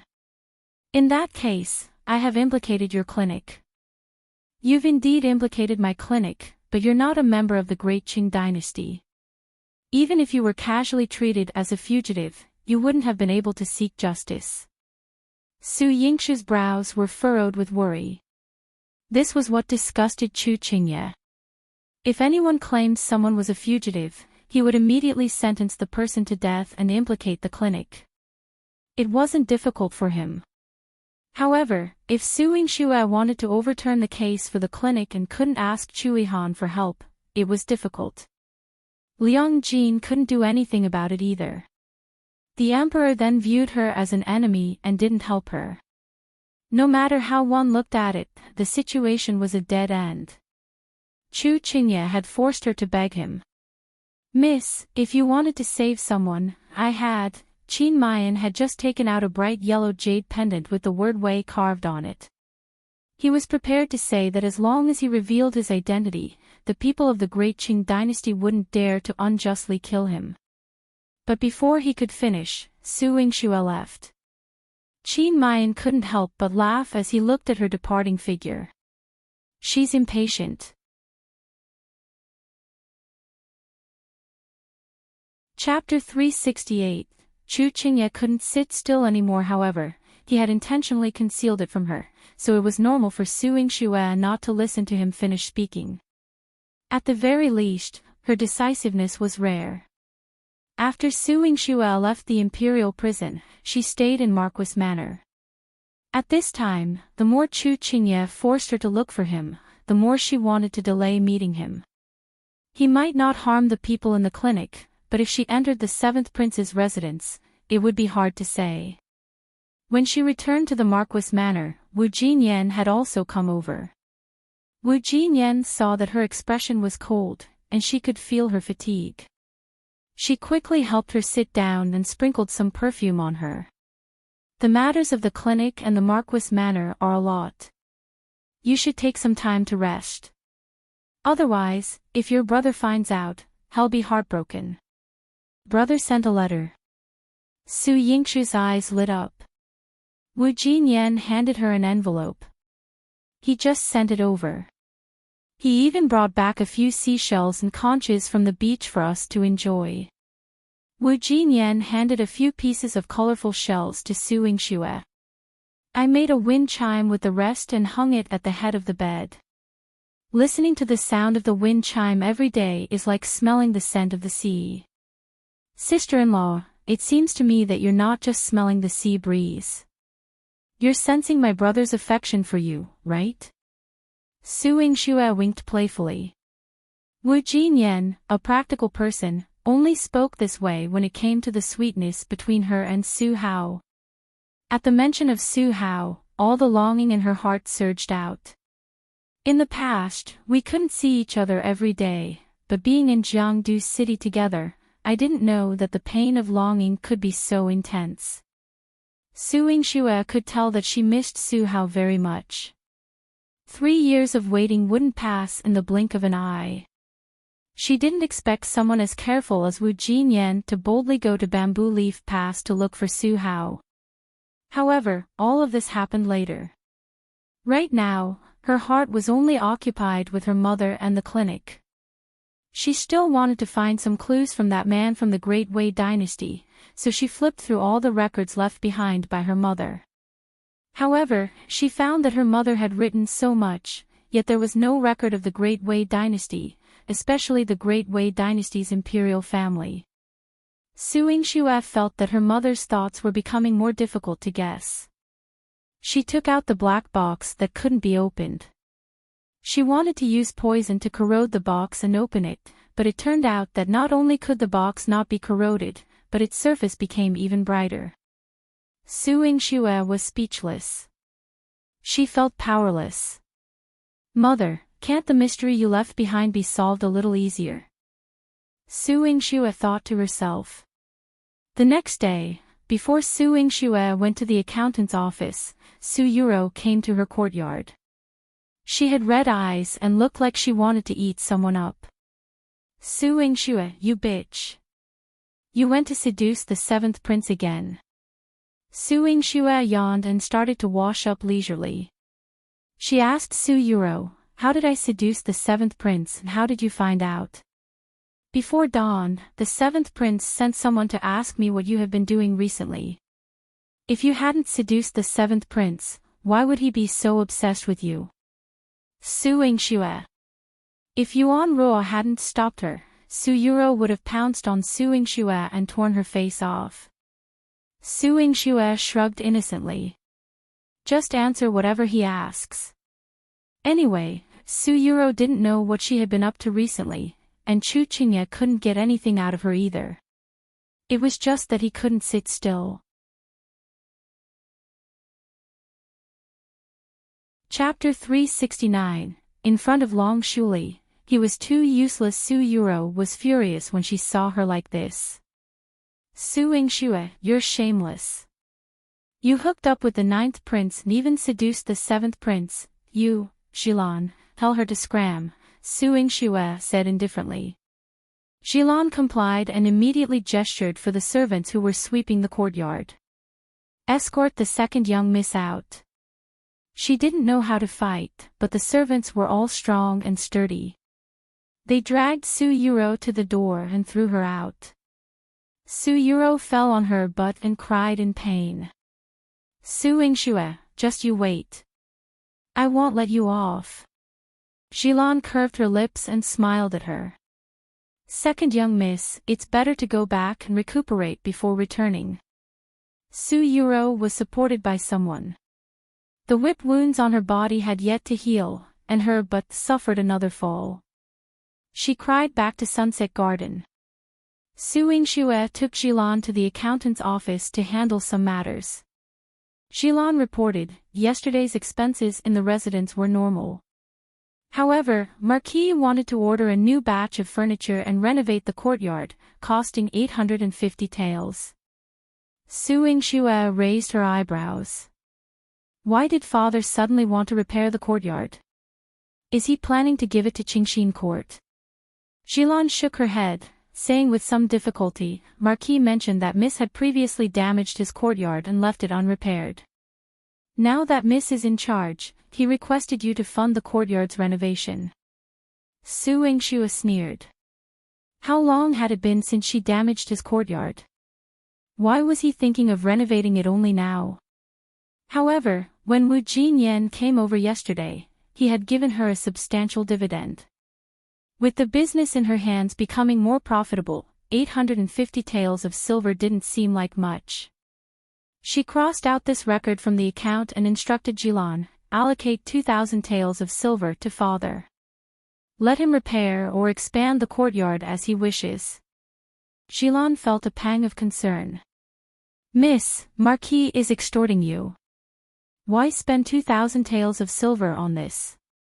In this world, it was heard that parents spent money on their children, but a father spending such an amount on an unmarried daughter was unheard of. Yingxue calculated calmly, her expression icy. I'm not lacking in this money, but spending it on him is inviting disgrace upon himself. She didn't mind letting others know that the esteemed Marquis of Marshall South was still using his daughter's money after inheriting the title. As expected, when Yingxue sent the 2,000 taels to Dingheng, not only was he unhappy, but his face turned ashen. She's humiliating me.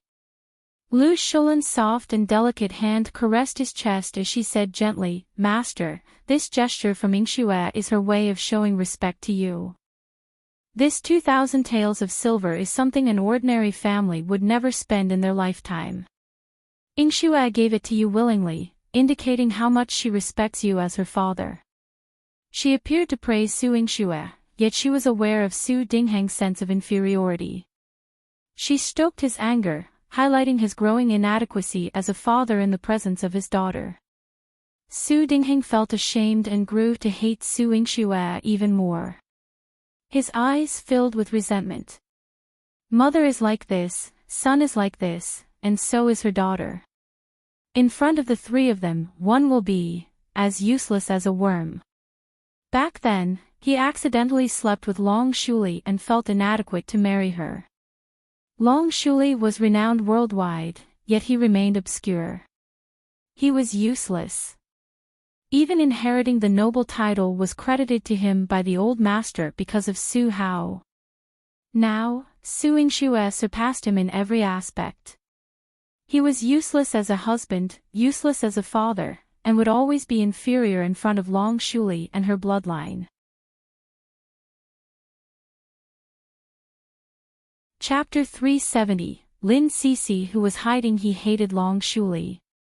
Why did she, even in death, act like a mirror, revealing his utter incompetence? Yingxue waited for 2 more days, yet Chengye still hadn't come to see her. However, news arrived from the prison. Ziwei returned with the information. That person had recovered. His legs and bones had fully healed. Yingxue's face reflected incredulity. He could stand already. Ziwei's voice was hoarse. This was truly unimaginable. Yingxue looked astonished. The bloodline of the Great Wei Dynasty stirred her intense curiosity. She genuinely wanted to bring that man to the clinic and study him. However, Ziwei also brought unwelcome news.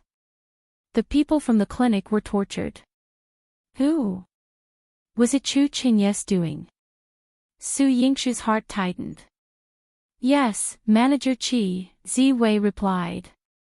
His words were concise, but Yingxue could sense that Manager Qi, overseeing the clinic, would always be at the forefront, no matter the situation. Naturally, he would bear the brunt of torture. But being a middle-aged man, he couldn't endure for long. She couldn't afford to sit back and do nothing. After some consideration, the only way to stop Chengye from using torture was to compel him to hold a trial first. Moreover, the man from the Great Wei Dynasty had already recovered. If she ensured his presence at the court, Chengye wouldn't dare unjustly kill him. Yingxue instructed Ziwei to go back and protect the Great Wei Dynasty man. She couldn't allow Chengye to kill him. She was there to force Chengye to convene a trial. Miss, the 7th prince's methods were swift and fierce. How do we save Manager Qi? Shulan asked, worried. Head to the 1000 Jiao Pavilion. Request Sister Jinling to disseminate the news that Chengye captured and tortured the clinic staff. 111 Visit the 9th Prince's bookstore to seek his assistance in spreading this information. Public rumors will compel Chengye to hold a trial. Otherwise, if he lost the public's favor, he could forget about the throne. After giving her orders, Yingxue immediately split up with Shulan. She headed to Chu Jinling's bookstore, intending to find a manager to delegate the task. Unexpectedly, Chu Jinling was there, and upon hearing Su Yingxue's words, he immediately said, "I'll handle this." "But Auntie, one need your help." "What help?" Su Yingxue tilted her head. Chu Jinling's fair face showed concern. Sisi had been staying upstairs for a long time. She didn't want to go home or see anyone. "Please go and talk to her." Su Yingxue nodded and went to the third floor. There was a door with an exquisite lock at the stairwell. She used the key given by Chu Jinling to open it. However, before entering, she heard Lin Sisi's frightened voice, "You're not Jinling. Who are you? Don't come in." Her voice trembled, lacking the former confidence. "Sisi, don't be afraid. It's me." Su Yingxue stepped in, feeling guilty. "Dr. Su." Lin Sisi's voice held a hint of surprise. But she didn't immediately show herself.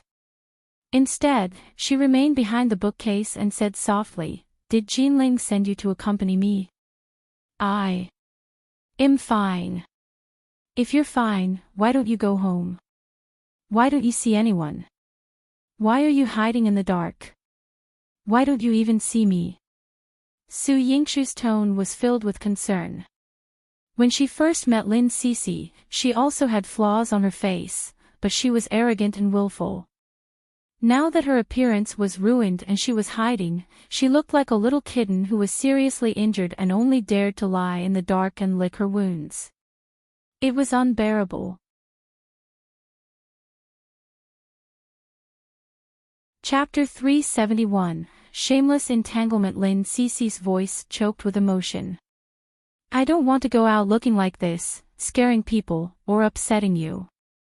"You want..." Su Yingxue wished to reassure her but wasn't sure where to begin. A woman's appearance was ultimately important.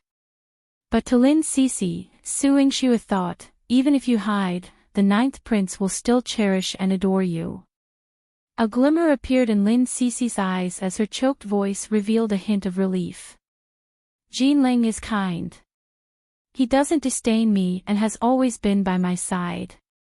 For his companionship, you should muster some courage.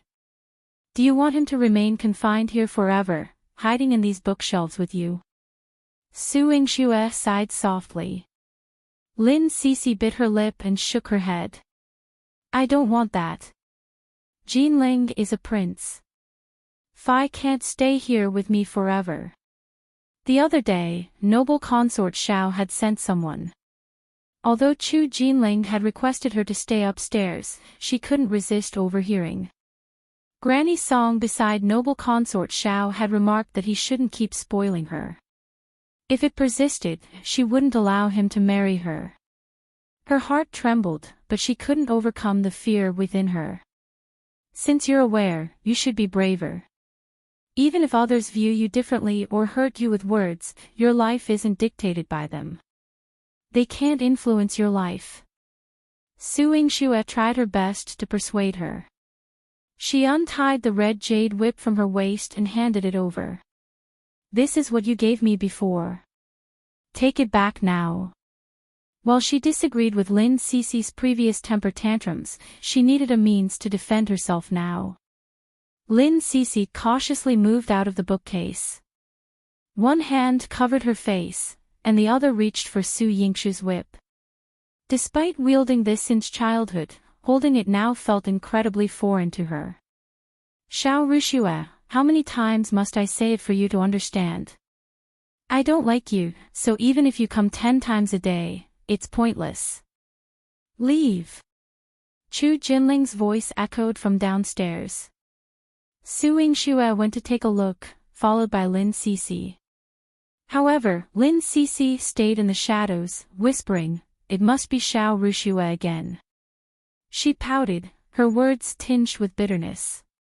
"She keeps pestering Jinling. Despite Jinling chasing her away every time, she comes back even more the next day. Su Yingxue stood at the door, arms crossed. Her audacity is something else. Upon hearing this, Sisi felt even more uncomfortable. Upstairs, the two observed as Yingxue persistently tried to engage Chu Jinling downstairs. Despite Chu Jinling's repeated attempts to send her away in public, she persisted. She even went as far as to hold Chu Jinling's arm affectionately and said, "Cousin, Yingxue misses you dearly. I made bird's nest silver silk rolls and sent you red date and wheat porridge. Taste it. If you don't like it, Yingxue will make something else for you tomorrow." She gestured for her maid to open the food box, releasing the aroma of exquisite food. Observers in the bookstore gazed with envy. The ninth prince is truly fortunate. Even with an engagement, a young miss rushes to deliver food. Absolutely. Don't forget he's a prince. The emperor's cherished one, supported by the Shao family, even if she becomes a concubine, it's blessings from a previous life.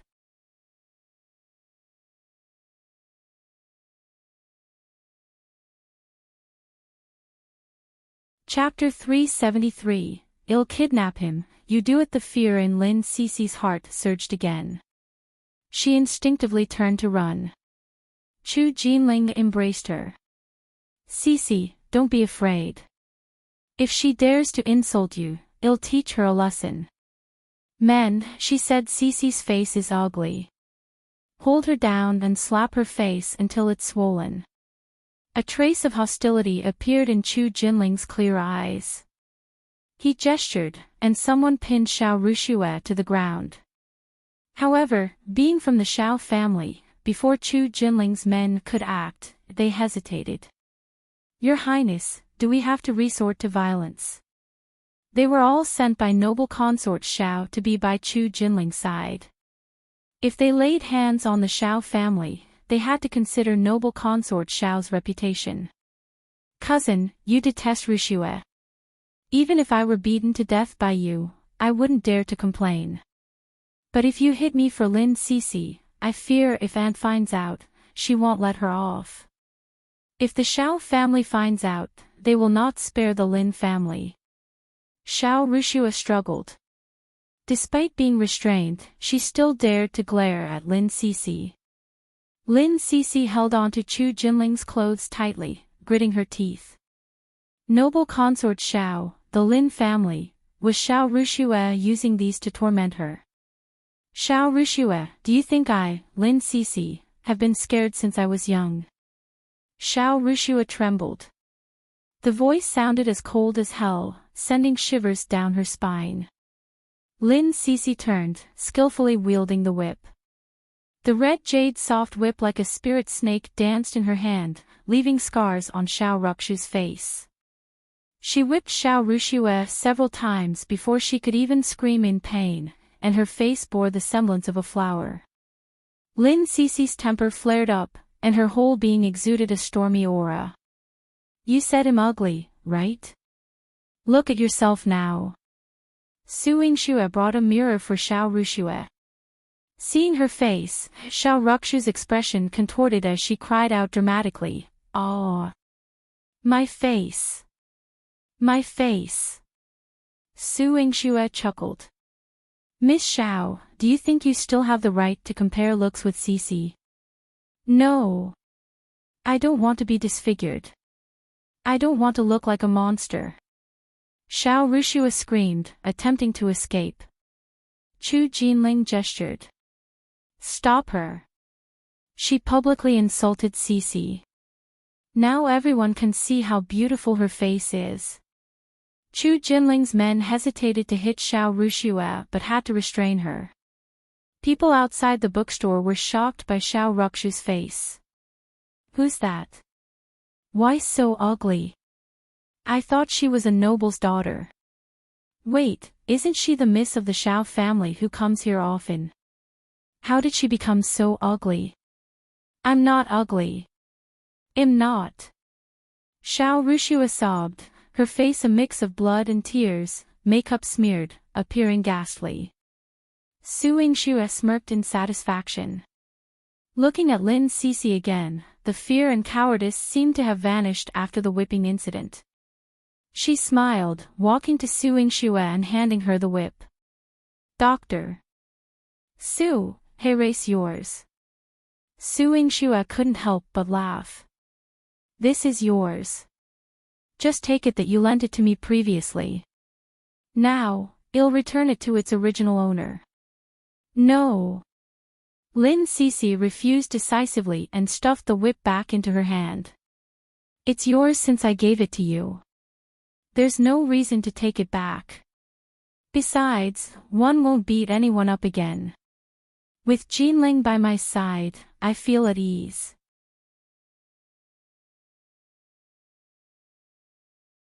Chapter 374. She causing a tri-division joint. Hearing Lin Sisi turned around and looked at Chu Jinling, feeling as though her heart was being bathed in honey. She embraced Chu Jinling and said softly, "Jinling, I'll give the whip to Dr. Su. Can you protect me in the future?" "Of course." Chu Jinling responded straightforwardly. "In the future, if anyone dares to bully you, I'll be responsible for catching them, and you can deal with them. If things go wrong, we'll face it together." "Yes, that's the deal." Lin Sisi agreed, and their exchange mirrored the innocence of children making a promise. Meanwhile, Su Yingxue was pleased. She tied the red jade soft whip back to her waist. "Since that's settled, I won't stand on ceremony." Having already indulged in some public displays of affection, it was best to take the whip back.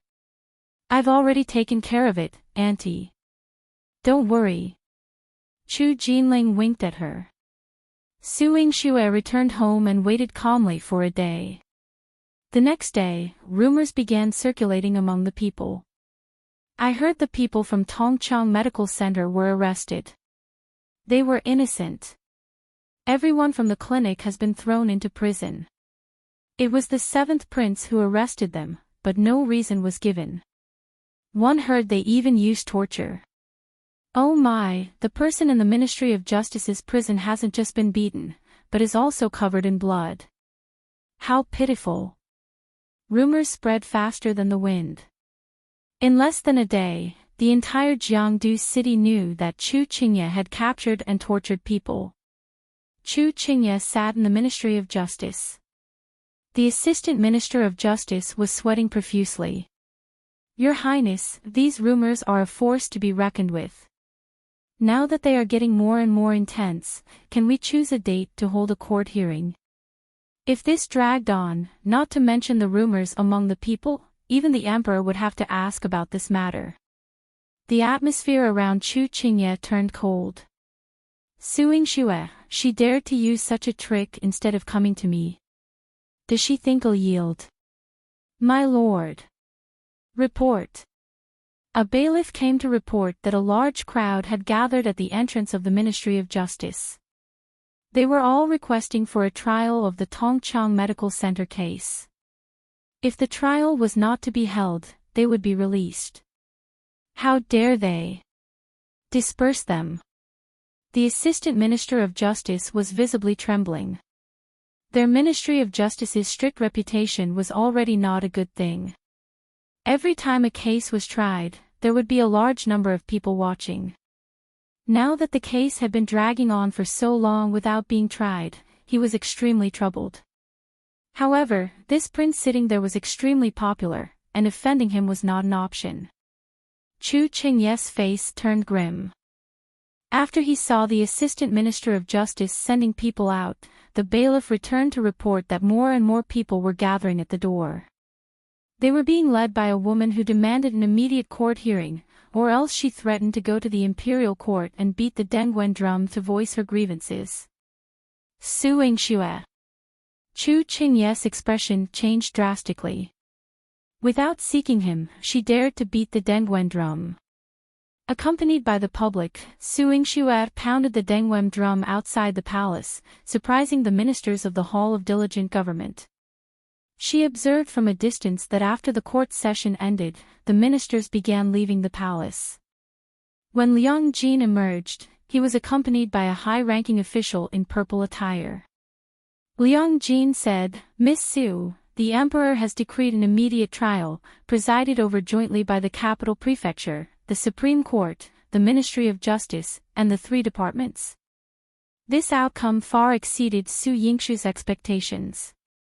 She had anticipated the Emperor forcing Chu Qingye to hold a court session to appease public sentiment. Yet, her drumming resulted in a joint trial by the 3 departments. She suddenly missed Chu Yihan and wanted to share this news with him. But upon reaching the Ministry of Justice, she found Chu Yihan present, seated at the head of the hearing.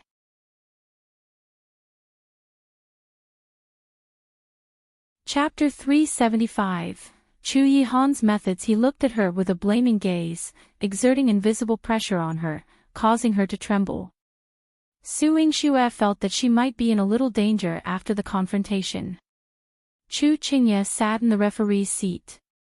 Seeing Su Yingxue and Chu Yihan exchanging glances, his eyes immediately turned frosty. "Someone, bring in the prisoner," he commanded coldly. After a while, everyone from the clinic was brought in and made to kneel. None of them showed any signs of injury, except for Manager Qi, who had been tortured and was covered in blood. His face was pale. Upon seeing Su Yingxue, he smiled in relief. "Miss, one knew you had the capability. She wouldn't let these people stay in prison for too long." Seeing Su Yingxue, the clinic's people lit up as if they had seen a savior, each becoming more spirited. Chu Qingye snorted. "Silence. I didn't ask for any of you to speak. 7th Prince, that's because you didn't ask. If you don't ask, does that mean the wronged have no right to seek justice?"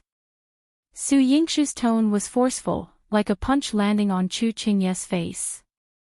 Suppressing his temper, Chu Qingye's eyes flashed with ruthlessness. "Someone, bring in the real felon. It'll show all of you the consequences of harboring a criminal of the imperial court." His men went to the prison and came back trembling. Seeing that he had not brought Qin Mayan, Chu Qingye snapped, "Incompetent. Where is he?" The man knelt, trembling and drenched in sweat. "Your Highness, please spare me. The prisoner is gone." "What? What?" Shock rippled through the hall. Even Su Yingxue looked surprised. How could the man from the Great Wei Dynasty have disappeared? Had Ziwei taken him away? She hadn't given that order. Puzzled, she looked up and spotted Ziwei hidden in the shadows. He shook his head at her and vanished. Frowning, Su Yingxue wondered if it was not Ziwei, who else could it be? That man's rapid recovery from injury suggested he had escaped the Ministry of Justice's prison. Su Yingxue's gaze remained fixed on where Ziwei had been moments before. Suddenly, a black figure appeared where Ziwei was just now. He was wearing a black robe and a black hat. His face could not be seen clearly, but he could stand steadily on the beam and not be discovered at all. Though the man was like a shadow, Su Yingxue felt the weight of his gaze on her. Suddenly feeling pressure, she looked back, finding the beam empty as though it had all been an illusion. Su Yingxue's gaze was perplexed. Was it an illusion? Why did it feel so real? Who was that person? Su Yingxue. Chu Yihan's voice brought her back. Another person had joined the hall. It was Chu Yihan. Chu Yihan took out the portrait and instructed Liang Jin to summon the deceased's family members and some witnesses to confirm that the person he brought was the court's actual wanted criminal, while the one in Chu Qingye's custody was not the wanted individual. With a weighty and oppressive gaze, Chu Yihan fixed his eyes on Chu Qingye. Verify his identity. This person is the true felon. Implicitly, Chu Yihan accused Chu Qingye of apprehending the wrong individual and causing an injustice. Naturally, Chu Qingye refused to acknowledge it. Imperial uncle, are you insinuating that a person you randomly apprehended is a felon of the imperial court? Seemingly disinclined to respond to such a foolish question, Chu Yihan waved his hand, prompting Liang Jin to speak. Seventh Prince, we have the portrait and testimonies of witnesses and the culprit. They sufficiently establish that this individual is the one you seek to apprehend.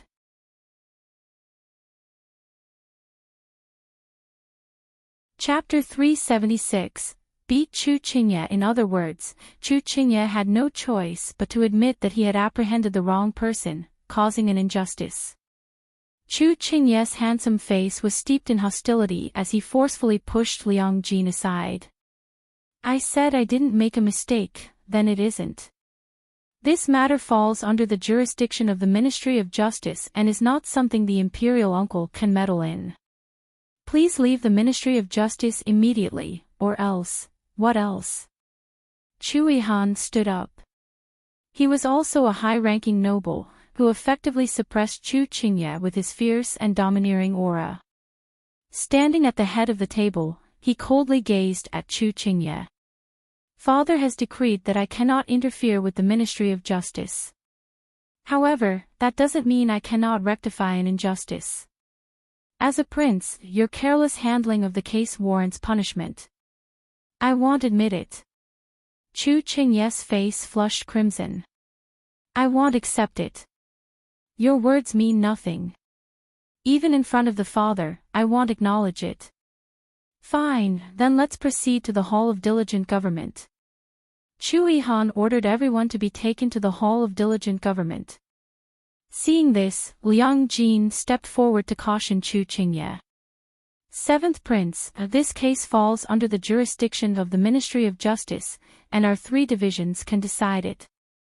If it reaches the Hall of Diligent Government and the Emperor, you might have to bear substantial responsibility. Liang Jin's implications were clear. If Chu Chengye admitted his mistake here, it would only affect his official performance and salary. At most, he might face suspension for a month. But if the case escalated to the palace and faced all the officials, the criticism from civil officials would be harsher than it is now. Moreover, Chu Chengye's reputation among the people would be at stake. However, Chu Chengye would never admit his mistake here or even in front of all the officials. He wouldn't accept that he lost to a woman, to Yingxue, or his imperial uncle. He couldn't force Yingxue, and Chu Yihan was pressing down on him. Men, to the palace. Chu Yihan ordered, his tone cold. The Minister of Justice and the official from the Supreme Court immediately knelt before him. Your Highness, this case need not be reported to the Emperor. One subject. This case was misjudged, and the people from Tongchang Medical Center are innocent. They should be released immediately. Released immediately. Chu Yihan's narrowed eyes held a dangerous glint. Then who will bear the suffering and punishment they endured in prison? This, Chu Yihan's pressure left them breathless, his inquiry almost stopping their hearts. The Minister of Justice thought to himself that he was the one who allowed Chu Chengye to operate in his territory. Now, he would bear the responsibility for the mistake. He couldn't afford to offend Chu Yihan. He closed his eyes and gritted his teeth. I'm willing to endure punishment similar to this person. No. Su Yingxue's resounding voice cut through. The laws of our great Qing dynasty are strict, there's no concept of one person suffering for another. Minister, it's the 7th Prince's fault. Why should you take on the punishment? 7th Prince. This can't be. The Minister of Justice trembled, his face turning pale. Your Highness holds a noble status. How can he endure punishment? This can't be. I made the mistake, so one should be the one punished. If he refused to take responsibility for the Ministry of Justice's affairs and led to Chu Chengye suffer consequences for his actions, his life would be miserable. He didn't dare to do such a thing.